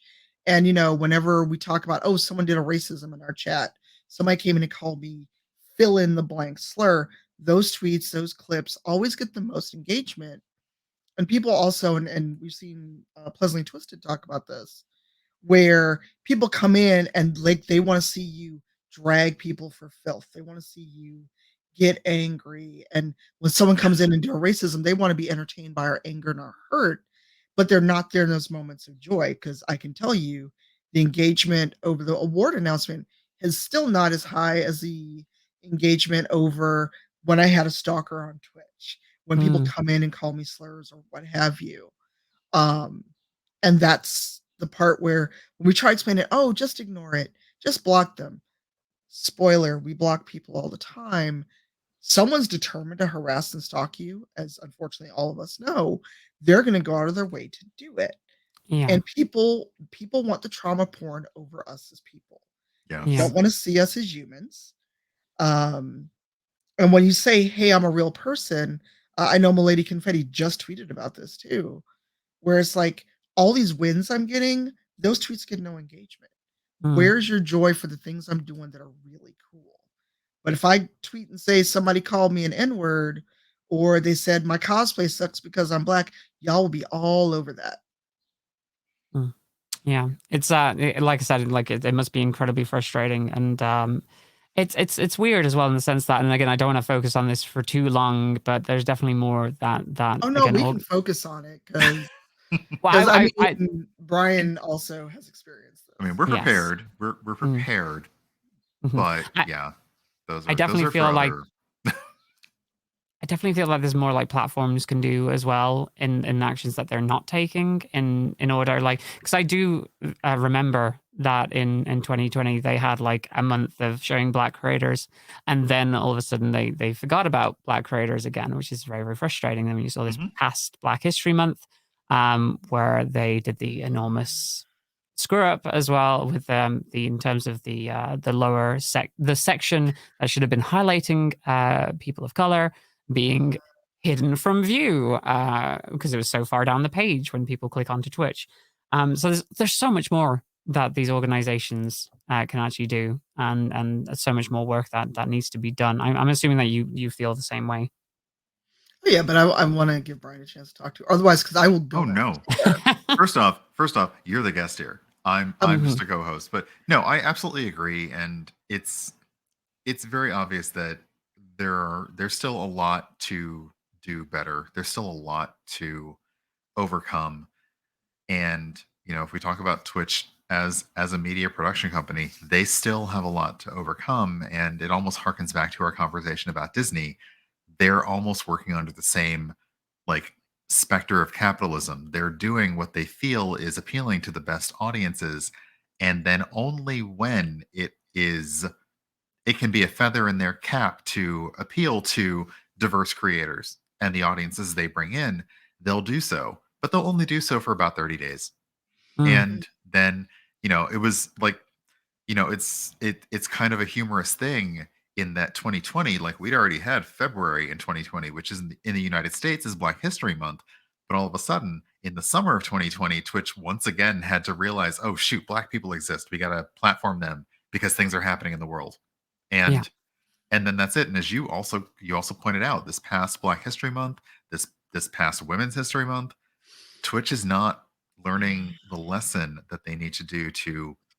I'm not going to say they're going to diversify their platform with the push of a button, but the fact is they have a choice in what they show the majority of visitors to the site, and they are trying to shirk that responsibility and absolve themselves by putting in the algorithm. But it's really on them. If you want these other voices and these other ideas to thrive, you can push one button and put them at the top of every page. Every page. Yeah, definitely. And let's not forget that in Black History Month they had that shelf and put to my thought they put way too many of us on it. There was no equitable way for people to get equal screen time. Didn't they have over the number of people that they were? That was a ridiculous large number that they were trying to do, and that number in itself, there was no way to highlight anyone because it was almost like there are too many here, and that would have benefited from a curated touch, I think. Yeah. And I'm sure a lot of people do think that. And it was information overload. And I hate to say it, but most of the communities that are already run by streamers and creators who are people of color, like we have the people that we know that we go to and that we ourselves cross promote. So we were already doing that. So I would love for Twitch to do better. And I know there's even a hashtag out there that keeps coming up about Twitch do better. This is one place where they can absolutely improve. Yeah. And just to add on to that, like I was featured during Women's History Month on the that same shelf, let's say. I thought it was so weird because they had us put these like strict moderation things in place, which actually made it. I'm not sure if it was the same for Black History Month, but yeah, there is this strict moderation stuff in place, which while helpful in getting rid of like trolls and stuff like that, it seemed to be antithetical to actually like trying to engage with the people who are watching or like the communities or the new people that you'd be able to bring in. Which again, it's Twitch being Twitch, I guess, just not wanting to take the responsibility of actually making their platform clear of harassment. So yeah, and then the best they can do is say, put all the settings to the top and destroy your engagement. But anyway, speaking of Twitch, Rivals of Waterdeep, you had your finale today of season 12, was it? Yep. So many seasons. So many seasons. That's amazing. This is every Sunday, and you can actually catch it before this podcast. I believe it's at 12 p.m. CST, if I'm not mistaken. Yeah. Could you give us a rundown of what the show is and what makes it so different from typical D&D shows? Ooh, I should put Brian on the spot for this one. Don't you? Rivals actually came about. Shout out to Greg Tito. He and I have been interacting for a long time. I was on Dragon Talk, which is the official D&D podcast, and then he reached out. I said, "Hey, with this fifth edition out, we want to start a show, an actual play to show anyone can learn to play D&D. Do you know some people?" And it was just providence that we all wound up being people of color, because there was still at that time, there still is the pushback that we don't play D&D, despite our show being on for 12 seasons, and we started off with the book about Dragon Heist and Mirth the Moneylender. We premiered June 1st, 2018 at the D&D event. And we've just kind of homebrewed ever since then. We've taken kind of bits and pieces of each new book that have come out, and then we've just run with it. In the last couple seasons, it's been kind of almost going back to where we started, with a lot of our adventures being in Waterdeep. And the one thing that's unique is we switch DMs every season. We have not had the same DM every season. And Brian and Eugenio Vargas co-DM'd season 11, and it was Brian's first time DMing. And it was interesting because we finished at PAX Unplugged. So basically, we have our own ridiculous adventures in a very homebrew version of Faerun. Mm-hmm. It's like I dropped in earlier today, and again, the rapport that you all have with each other, and like just bouncing off each other and making jokes, it's incredibly. I don't necessarily want to overuse the term wholesome, but I was very put at ease during my time there, and I missed the end of it, unfortunately. But I hope you dealt with those doppelgangers. I won't tell you how it ended, because I really do want people to go and definitely go watch the video or listen to the podcast. Definitely. Brian, did you have another question? But yeah, we talked about Rivals of Waterdeep and how, and I feel like our answers may be similar on this, but how did you get started with D&D? And do you have any memorable moments that you'd like to share from your adventures, from start of around the table with a big red book, or even up to you're on Rivals of Waterdeep, you're on Black Knight Society, anything? Do you have anything you'd love to share that's like super memorable? Ooh, there's so many things. But also, how did you get started? Yeah, start with that. The big red book. I am a survivor. I shouldn't say that. Scratch that. I have gone through the Satanic Panic. Yep. I had this is Satan, this is devil worship, dealing with that, and I even bought the shirt from oh god, what is it? I forget the name of the shop, but I bought I forget what the wording is, but basically I got through the Satanic Panic of the 80s, and I talked about this in the Guardian interview about, I always love to read, I love games, but TTRPGs and D&D, it's just wide open. You can do whatever you want. And so my overactive imagination had somewhere to go with D&D, and the familiar that just wandered off. All right, sorry, my cat just woke up. He's being an absolute dick right now, so I apologize in advance. I'm just hoping he won't start screaming into the mic. For the audio listeners, If you hear a cat screaming, it's because I forgot to mute myself. So sorry, continue. That's okay. I'm just like, look, a familiar has appeared.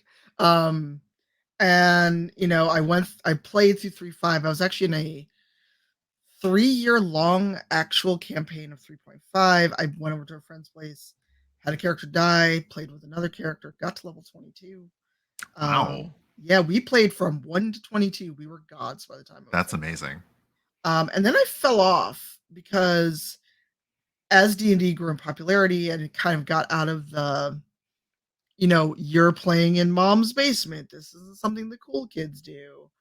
I saw less and less people who look like me, look like Brian, playing that weren't welcomed. And so I kind of stepped away from it. And then actually, Greg Tito, when he had me on Dragon Talk, he was like, well, 3.5 has changed a lot of stuff, or 5.0 has changed stuff. And when he showed me the book and showed me the iconic human was a brown-skinned Black woman in proper armor as the paladin of all classes, I was like, sold, I'm coming back. And it may actually, when seeing the character, made me think of N.K. Jemisin, because she's had up and down experiences trying to play D&D, but the character reminded me of her, what she looks like. And I was like, sold, I'm in. And Greg sent me all the D&D stuff. And then 6 months later, he's like, hey, you want to be on a show? Want to bring your friends? And that's where Arrival started from June 1, 2018. And memorable things. There's so many memorable things. One is actually from a recent episode when real Celise comes back and that emotional moment of realizing her friends were fooled by this doppelganger. And that hurt and anger, especially with Sharif's character, who he and I are the only ones from the very beginning left on the show. So that kind of history of, wow, you didn't know it was me. Thanks. Cool. I do kind of like how over time, and it's come up in the seasons that I've been on the show, but it's also come up in previous, is that Celise and Shaka do have this they do have these moments of like, how do you not know me yet? And how do you not know me? Like, and I love the fact that that played out when yes, sorry, spoiler if you're not caught up on Rivals, but if you're not caught up on Rivals, I don't want to talk to you. When we found out that the Celise that we had been adventuring with had been replaced by a duplicate, and that was, that is some of the core emotional moments of Rivals, which I love. And it's just kind of cool that one of your memorable moments was from Rivals, although I know you've had many others. And you've done a lot. You've done a lot of actual play shows. You've done a lot of stream games. Yeah, I was trying to think of one from Black Dice, and it wasn't directly with my character, but so season 1, spoiler for Black Dice, but Black Dice Society is a Ravenloft campaign I'm on Thursday nights, and it's horror. B. Dave Walters is our DM, and DJ Knight, who was in chat earlier, is on the show. And his character, we spent a good part of that season carrying around the ghost of the woman he really loved, who married his brother, but then she got killed on their wedding night. And there had always been this undercurrent of, did he kill her because he's a lycanthrope? And when he has this horrible revelation of not just whether he killed her or not, but the thing that she does, because I don't want to spoil too much, having this moment with my good friend where his character's just so emotionally wrecked, and being able to have that quiet interlude of, this is my real life friend, and I'm actually concerned because it's a really hard emotional moment, but our characters are close friends. My character had to leave home. She's got this whole backstory about being a drow, and to have that connection in that moment. And I think I may have cried a little bit during that scene. So, are you okay, Brian? No, I'm trying not to laugh because Mia's cat is absolutely being a dick right now. Like... the disconnect, sorry, between the conversation that we're having and me dealing with this little brat. No, that's okay, because I saw Brian struggling hard. I'm so sorry. I'm so sorry. No, it's fine. No, it's fine, but that's the kind of stuff that happens on Rivals, because I missed an episode. I forget where I was. I missed an episode. And I came back, and apparently it was, if the carriage is rocking, don't come a knocking. I was like, what are y'all up to? I leave for 1 week and y'all out here banging everything. Wait, was I there for that? That was something. No, Desmond, Tatiana, and Rose. BDS. Yeah, sorry, Black Die Society, because you say BDS and that's a whole other thing. There's no M, just Black Die Society. Yes.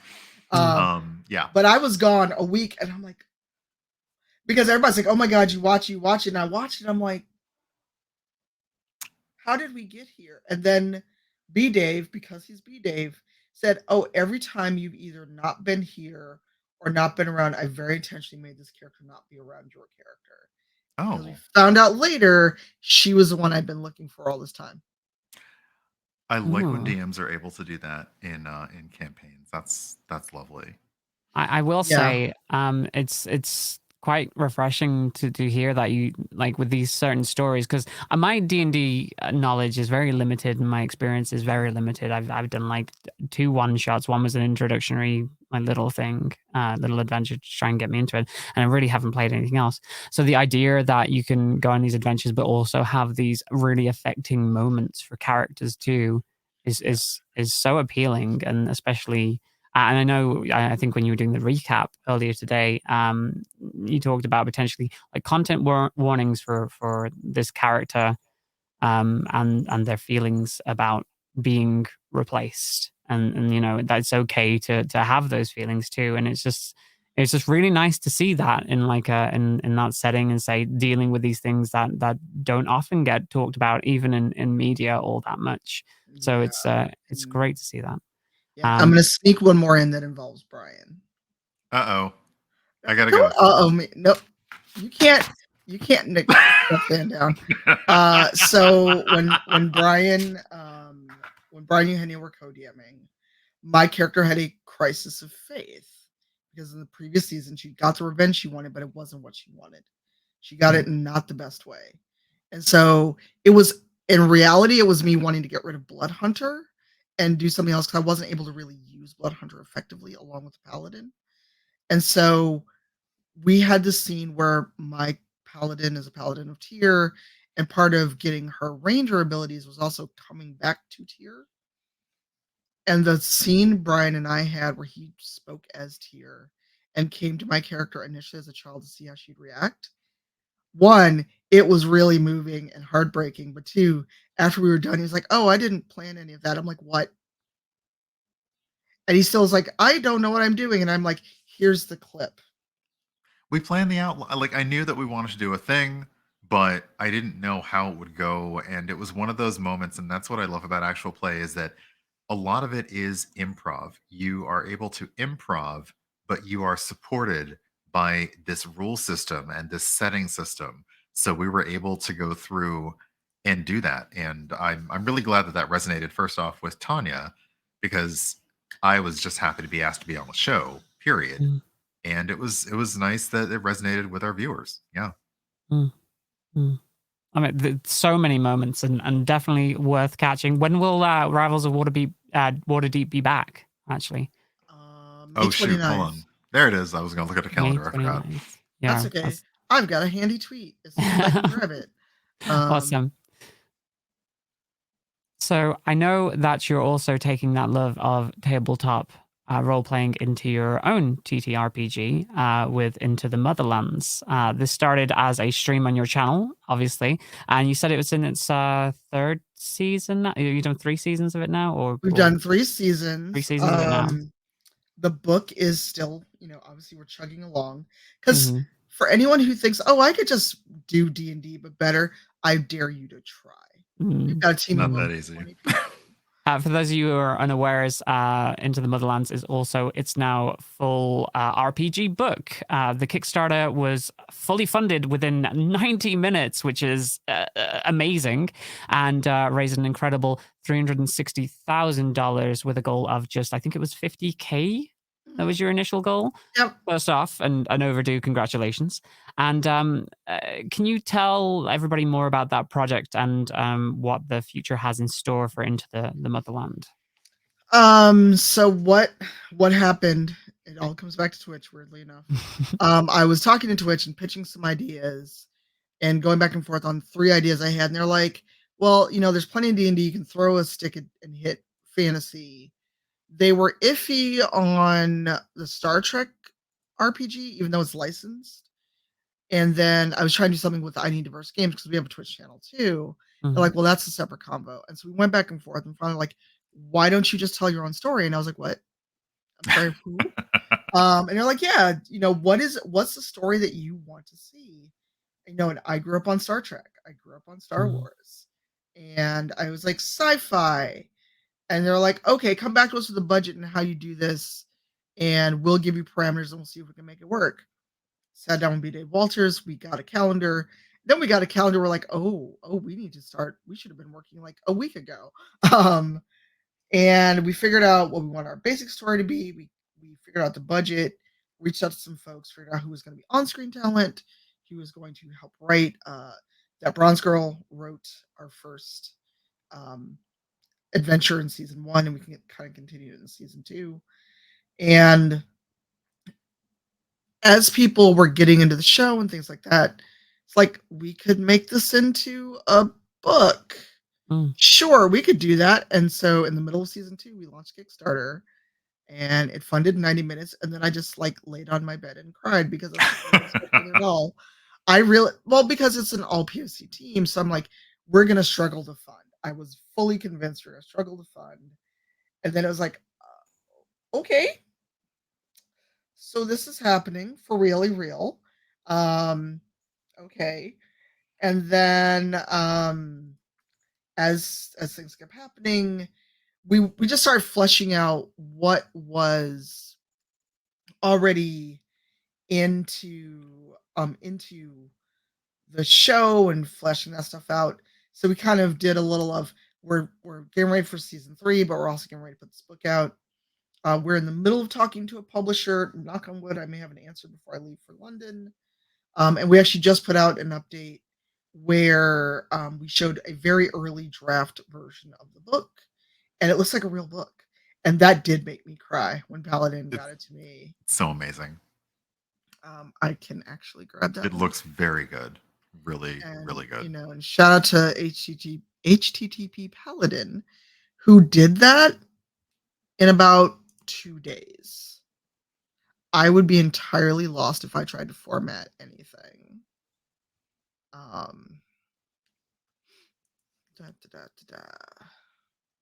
Here is an actual just link. Oh no, that's not a link. I'm smart. I thought what I put in the Discord was a direct link. So, because funny story, Kickstarter doesn't easily let you upload images or make things from a PDF to an image. But and I will say that as a backer, although I guess I'm on both sides. I'm a backer, but I'm also on the development team. The updates on Kickstarter, in my opinion, have been very assuring and reassuring that the project is moving forward and that there is progress being made. And I didn't have the exact emotional reaction to you when I saw the work in progress pages, but it was very much like, this looks like a thing that is going to happen. And I know that a lot of projects, whether they are POC led or not, have to deal with that. They have to deal with that test from other people. Like, is this really going to happen? Are you really going to do the thing? And Motherlands, as there were, if you're a backer, if you're a backer and you're in the Discord, you basically saw a roughly 10-page work in progress release to show this is what you're going to get. And I just loved that. I loved seeing that. So it was very reassuring. And yeah, to think that this thing is really happening, and that is wonderful. I think it's absolutely amazing. I've never seen something quite like, obviously, in terms of tabletop RPGs, I'm not even really into them, but the whole idea that you've carved out this universe, which I believe that the term is Afrofuturism. Would that be the term that you It's Afrofuturist, and the conceit is that there is no history of colonization or slavery. And it's interesting when we post about it. Aside from the obnoxious, I'm white, can I play this? And my answer is going to be like, if you got $60, yes. You can absolutely play this game if you got $60 plus shipping. But the other is that people go, well, Mansa Musa. I'm like, Mansa Musa lived before the Middle Passage. Please come again. I'm not the best history student, but I at least looked this up before we based a game on it. Hmm.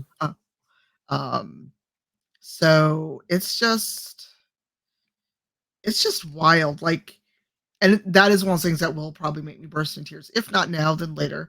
That this idea that I came up with, and now we've got this whole team of amazing, talented people making this into a real live book. It's not D&D. We're making our own system, and it's a world that we created. And it's because the way B. Dave puts it, and we start talking about is we want to make the game our 10 or 15-year-old selves would have loved to see. Because I didn't see a Black person in D&D till 6 years ago. So, I want someone to be able to pick up this book and go, look, these characters look like me. Yeah. Or, not do the excuse of, oh, well, it's sci-fi, but lol, no brown people. Oh, no, we all Black folks. Just suck it up. And I'll admit, growing up, we had fantasy as D&D. And honestly, D&D, I will say, at the time that we were kids, was the most accessible fantasy tabletop setting that we had. All of the sci-fi settings at that point were horribly crunchy and complicated and complex. And yes, if I had had something like Into the Motherlands when I was a kid, I would have been all over it. Oh yeah. And for those that missed the Kickstarter, where can they pick up a copy now? Can they still pick up copies at this point? Can they still pre-order or? No, they can't pre-order, and the not fun part of that is until shipping costs are finalized. Because Backer Kit actually won't let you put up a pre-order store without putting in shipping. And I'd rather not underestimate and lose whatever margin we have right now. Because guess what? Things come up that cost a lot of money that you don't think about when you're making a Kickstarter. Or overcharge and lose goodwill with people because we way overcharge them for a book. So once we sign with a publisher, knock on wood, it'll be this week, and we find out, once they know if the book's 300 pages, we're going to charge X, and we know we can ship. Because if we get the publisher we want, we could actually be in places like, Waterstones. Yeah, you could walk into Waterstones. Damn, that'd be epic. My gosh. I'll be there. I'll pick up a copy from Waterstones. 100%. Absolutely epic. Yeah. So that's the not great part of kind of waiting on a publisher. And again, I know the meeting, and this little inside baseball for you all. The meeting to determine whether or not it's yes or no from this publisher, I think, is Tuesday. So. Oh yeah. Now, with our next question, it's actually from Awkwardish Panda, who's our guest last week, but Brian here has that for you. Yes. So she asks, Cypher, you've been named this year's gaming icon because of all the hard work you put in bringing about changes, bettering both the gaming and streaming spaces. If you had to pick the one accomplishment that you are most proud of and that has brought you the most joy, what would it be? Because you've done so much, whether it's the work with I Need Diverse Games, speaking at events, charity fundraising, being nominated for a Hugo Award. What are some key moments that stick out for you? Oh my God.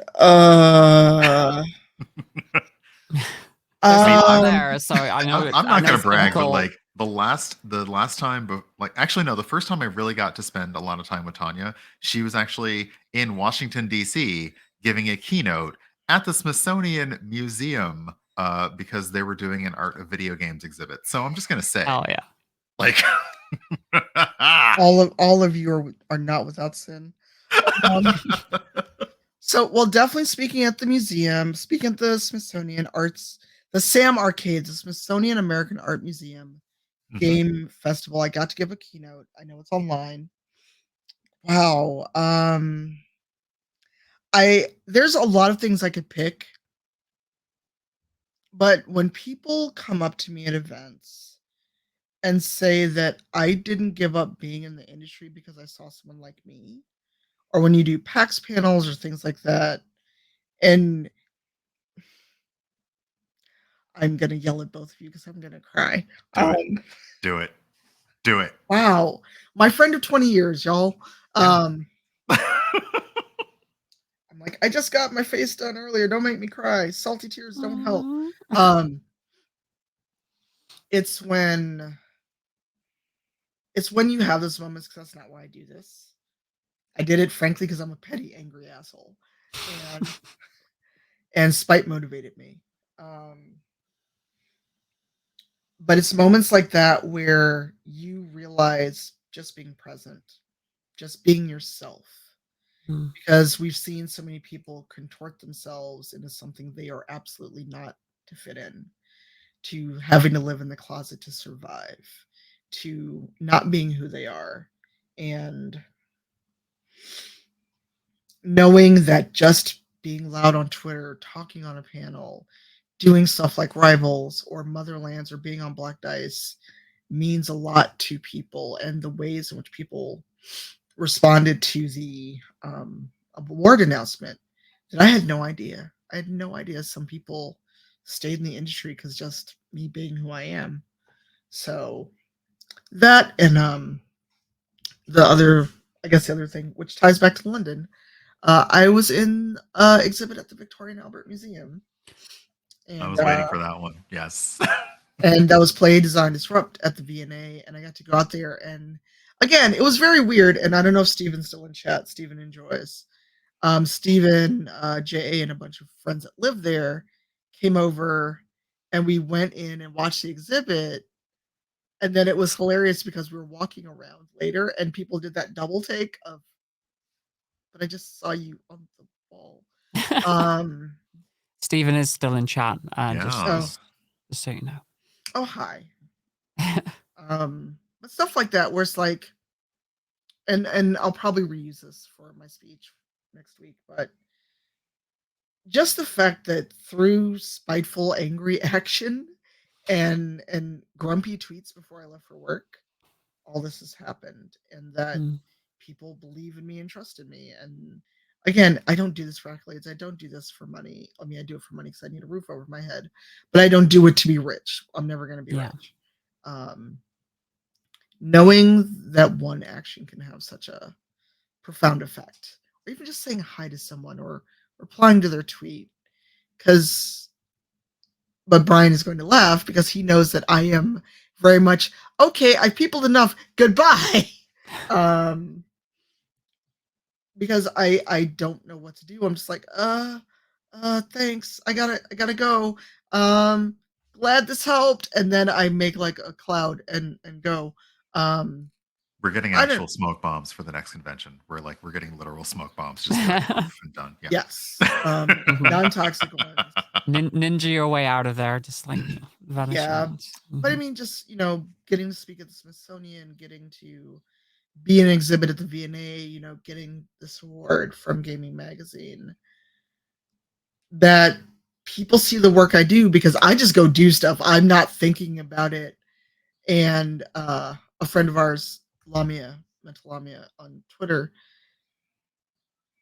they were telling me, it's like, you humble yourself and make yourself small. And I'm like, I don't know about all that, but I'm also profoundly uncomfortable with a lot of attention for doing. I don't want to be someone who's lauded for being a decent person, for doing the bare minimum and treating other people nicely.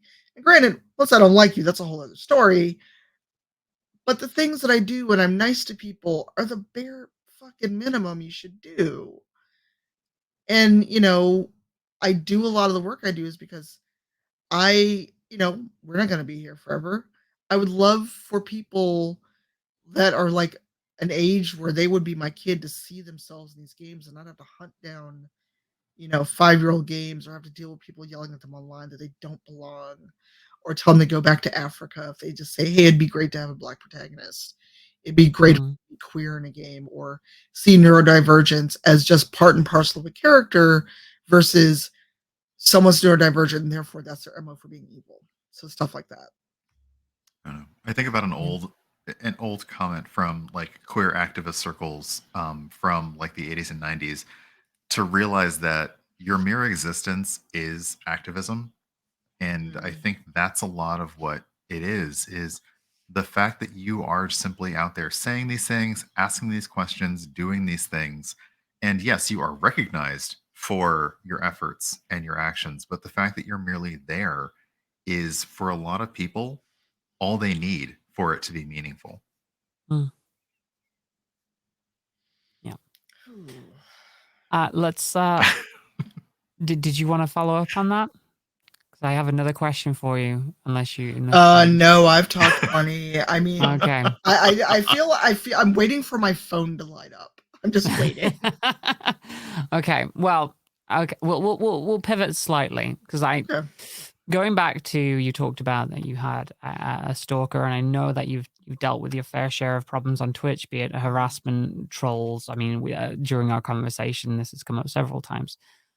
For any POC creators or queer creators looking to get into the industry or streaming in general, would you have any words of advice for them?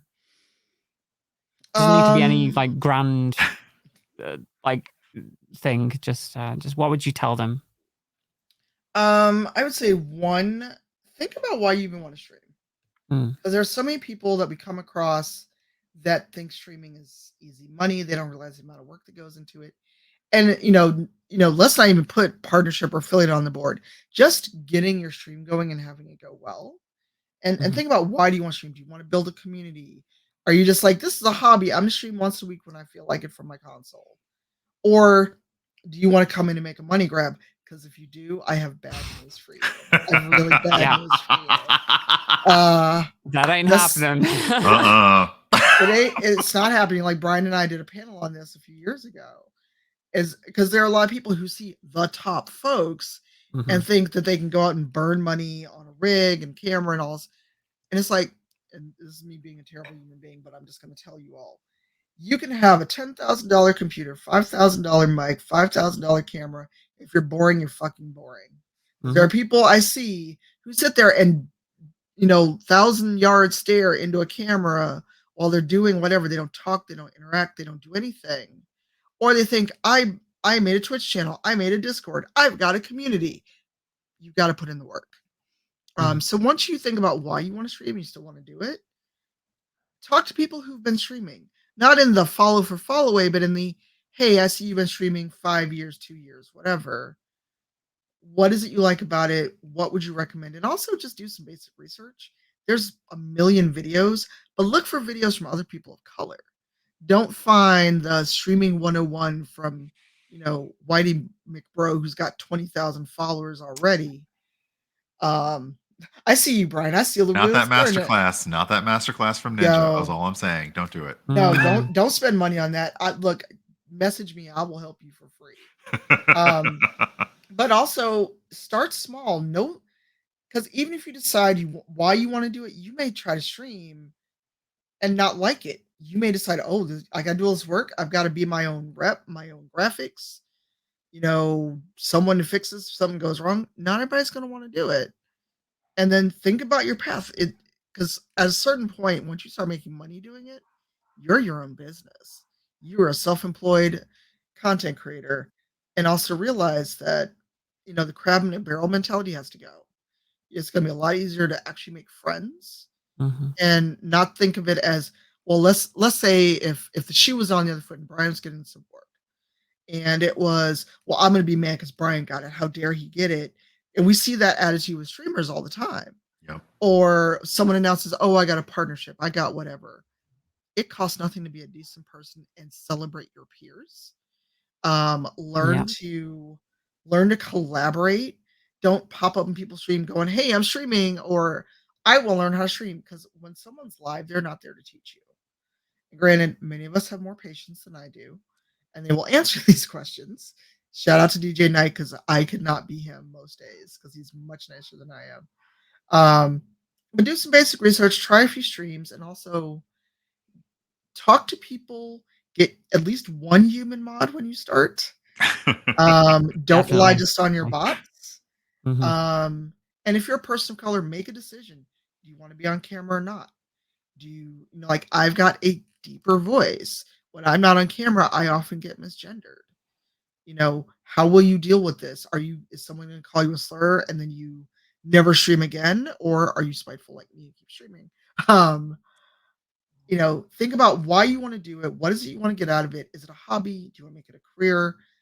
think about equipment, and also, to knock out the elitists, there is nothing wrong with starting on a console. Both Brian and I started streaming direct from our consoles. 100%. And you don't have to have like, an $8,000 Alienware computer to start streaming. If you've got one already, cool. Don't go out and buy an $8,000 Alienware computer thinking you're going to make that money back in a year, because you're not.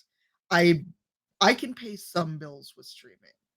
So diversify your revenue streams. Realize that you're going to put way more time, effort, blood, sweat, and tears and money into this before you see anything back. And just see who else streams. Like, there are teams of people. I know Black Twitch UK, I think, has a team. There's Noir Network. There's all these people that are present. Just go follow. Don't be weird. Don't be creepy. Don't come in their streams for advice. Just follow. See what the vibe is. See what your vibe is. And, and I know this is hard because I know we talk about being on when we're on camera. I like to say that I am the same person on camera that I am when I'm not. Yeah, I never really got that. It's like I understand like some people like put on a front or a character sometimes, but I never really understood how people can essentially like fake their personality while on camera. That's a lot. I mean, I tell people, like, they ask me if I'm different, and I say I'm just me turned up to 11 if I'm on camera, but it's still me. I just get rid of the fact that I'm sad all the time. Oh no, true, legit. Okay, I gotta go cry now. Sorry. Just push that aside. Wait, no. Yeah. For the hours that I'm streaming.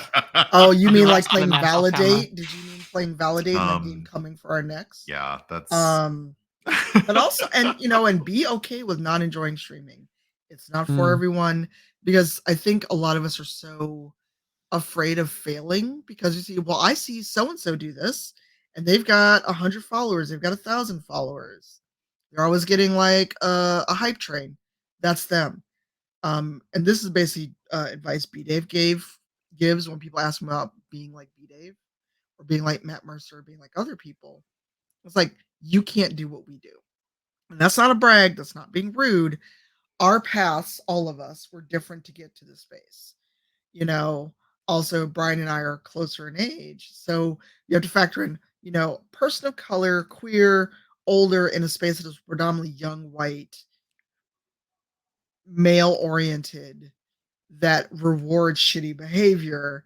How do you then stand out as someone who wants to have a chill vibe? Or even if you are being loud and hype, there's a million other people that have been doing this for years ahead of you. How do you stand out? Yeah. It's very difficult to find that answer sometimes, so definitely worth thinking about. Yeah. I mean, to talk, I guess to jump off of that advice for people who are thinking about getting into it, to kind of bring it back to you, what does the future hold for you, Tanya Depass?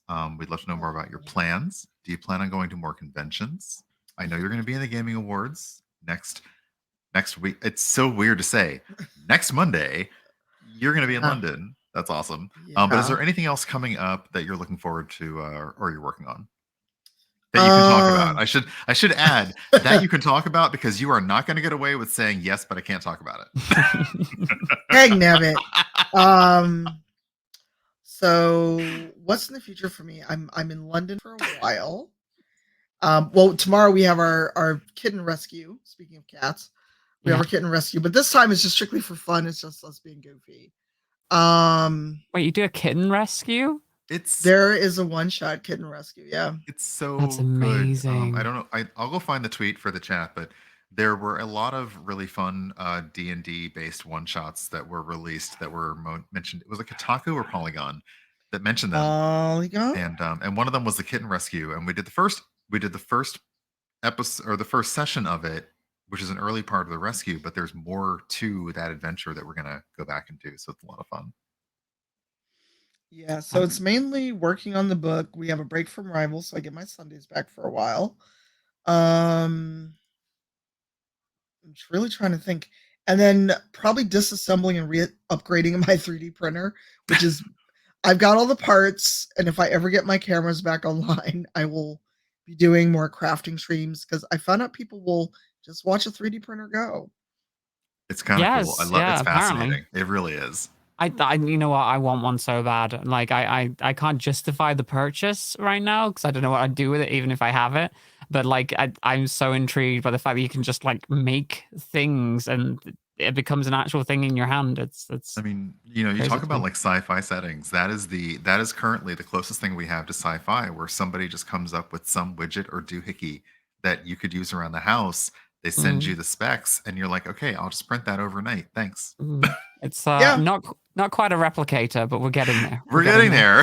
I mean, I found so many like household things of, oh, you don't have a divider for your drawer? Here, print one. And I'm like, Wow. okay, sure. Don't have a dice tray? Print one. Yeah. And I have like wood filaments, so in theory, I could print myself a set of wooden dice if I just really, really needed dice. I don't. That's cool. That's amazing. But yeah, I just love doing that. more crafty stuff, and I think I'm gonna try to take the time between rival seasons to use my weekend more effectively because I'm the worst at self-care. I'm the Mm, absolute worst. mm, mm. I feel that. I feel that when you're a content creator or streamer in general, like self-care kind of sometimes just goes out the window. Taking For care of the yourself, mm, that's nonsense. I don't know what you're talking about. mm, I feel you. What? Self-care? Huh. That's not a I thing. don't know. No. No. But as for cons, so there's a plan right now for STCC again for Motherlands. Nothing's final, but I hope we can pull it off. Mhm. Maybe PAX West. And then for those tabletop folks watching, I will be at Gen Con, both as a guest of the Writers Symposium and also I'm doing DEI work with Gen Con again. So Nice. That's awesome. Right. We are going to move on to something to finish off the podcast we like to call quick fire questions. We always end with this, and it's always a fun time. We're going to ask you some questions. You're just going to have to say the first thing that comes to mind. It's a little bit of fun. And I'm going to let Brian shoot the first question off at Yeah, you. disclaimer, I also hate these, so I can see your face, and I know that no, you look I'm forward like, to oh this God, so much. I'm either gonna Um, freeze or blurt out something entirely inappropriate. So starting off, Perfect. what's been your favorite game this year? There it is. There's the freeze. There it is. Hey! There's been so many games. There's been a lot. You really have been. I'm like, oh God, which of the 8 million games that came out this year?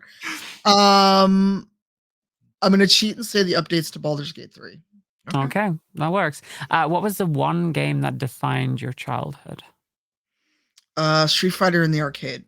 Nice. Who's your favorite video game character?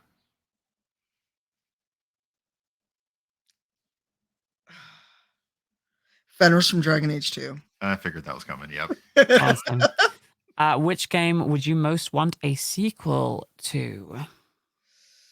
Dragon Age Inquisition, which is coming, but who knows when. Sky's the go ahead. Or Mafia 3. Oh, nice. Okay, that works. Sky's the limit. Who would be your dream stream guest? Alive or dead? Not necromancy. Taliesin Jaffe. Oh, nice. Which game are you most looking forward to coming out this year? This year, Forspoken with an asterisk. Nice. If you were marooned on an island and yet had the ability to play games, what 3 games would you want to have with you? They even have the internet here on this internet island on for this some marooned reason. island. You can't do anything else. You can't get out. But what 3 games would you want to have with you? Dragon Age 2, Mass Effect 3, and Forza 5.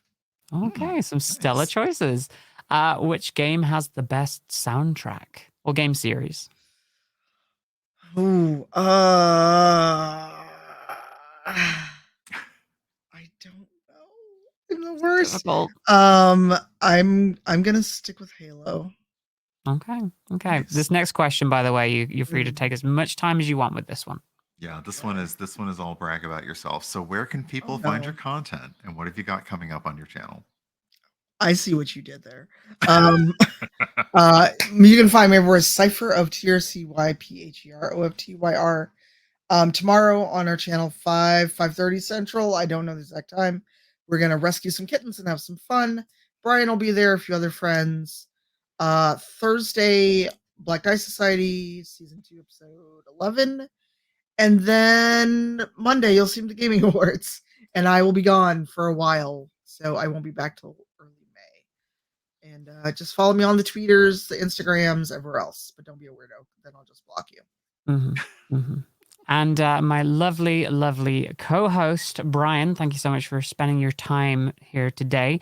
What have you got coming up on your channel, and where can people find your content? I just noticed that hopefully the timer was right, but apparently the command that we had in chat did not update, so that was fun. Oh, no, it has. The right one has been going on, I think. Okay, good. The command hasn't, but the timer has, so it's lovely. Oh, thank God for that. You can find me on the internet everywhere as urbanBohemian. I stream 3 days a week. This coming Tuesday, I'm actually not sure what we'll be playing, and I'll be away next weekend. But also, as Tanya mentioned, we'll be on her channel tomorrow evening playing the next part of our Waterdeep Kitten Rescue. Wonderful. Wonderful. Thank you both for joining me today. I hope you've had yourself an okay time here, I guess. I had a blast. It's been so great getting to pick your brain and getting to know you a little bit better. And so thank you for being here. You're welcome. It was far superior to just okay. Okay, cool. Yeah, I mean, I had a really good time. I just hope you'll did too. So I don't know what we're gonna get from the cat. Is your cat gonna give us a good review or not? I don't know. See, now that it's ending, he's up on his pedestal, being nice and quiet. It's great. It's always the same way. I'm gonna start locking him away somewhere, I think. I don't know. Yeah. Apologies for if you are an audio listener and you listen to this now. We've had intermittent interruptions from my wonderful, wonderful cat, Mochi, who just would not leave me or the desk alone. And at one point actually tried to climb up and get on top of the monitors. So that was fun. That was fun. No. Yeah. But yeah. And apparently my camera froze at one point too, which has never happened before, but there we go. It's a cursed day for me today, but it's been fantastic nonetheless. I do want to say thank you all for joining us on this episode of the Gayming Podcast Live. We will be back in 2 weeks' time with another guest after the Gaming Awards, which will be absolutely fantastic. If you make it down to that, please do. That's on the 25th of April in London. So make sure you watch that on this channel. And that's not all for this channel, though, right, Mia? You've got a new Let's Go Gaming show. Yes, we do Let's Go Gaming on this channel too, every Wednesday or Thursday. Every week you can find me live right here on twitch.tv/gamingmag, where you can join myself and a number of super special guests as we play all manner of games. It's usually at around 8 p.m. UK time or your regional equivalent. It's always a lot of fun. And I think this week we have another Gaming Rising Star nominee, Crunchy. So that's going to be all of the fun. Nice. Yeah. And you can follow the Gaming Mag channel here on Twitch or subscribe to our YouTube channel so you don't miss any of these amazing shows. The podcasts can be listened back to on any and all major platforms.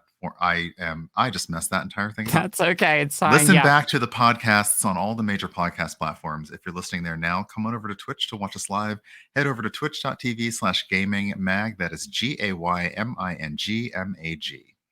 Absolutely. And if you are here right now, do not forget to hit the follow button because, again, lots of amazing stuff coming up. But I do want to say a massive thank you to my co-host and the wonderful, super special guest for being here today. And in the meantime, do not forget to keep reading Gaming Magazine, and we will see you all soon. Bye for now.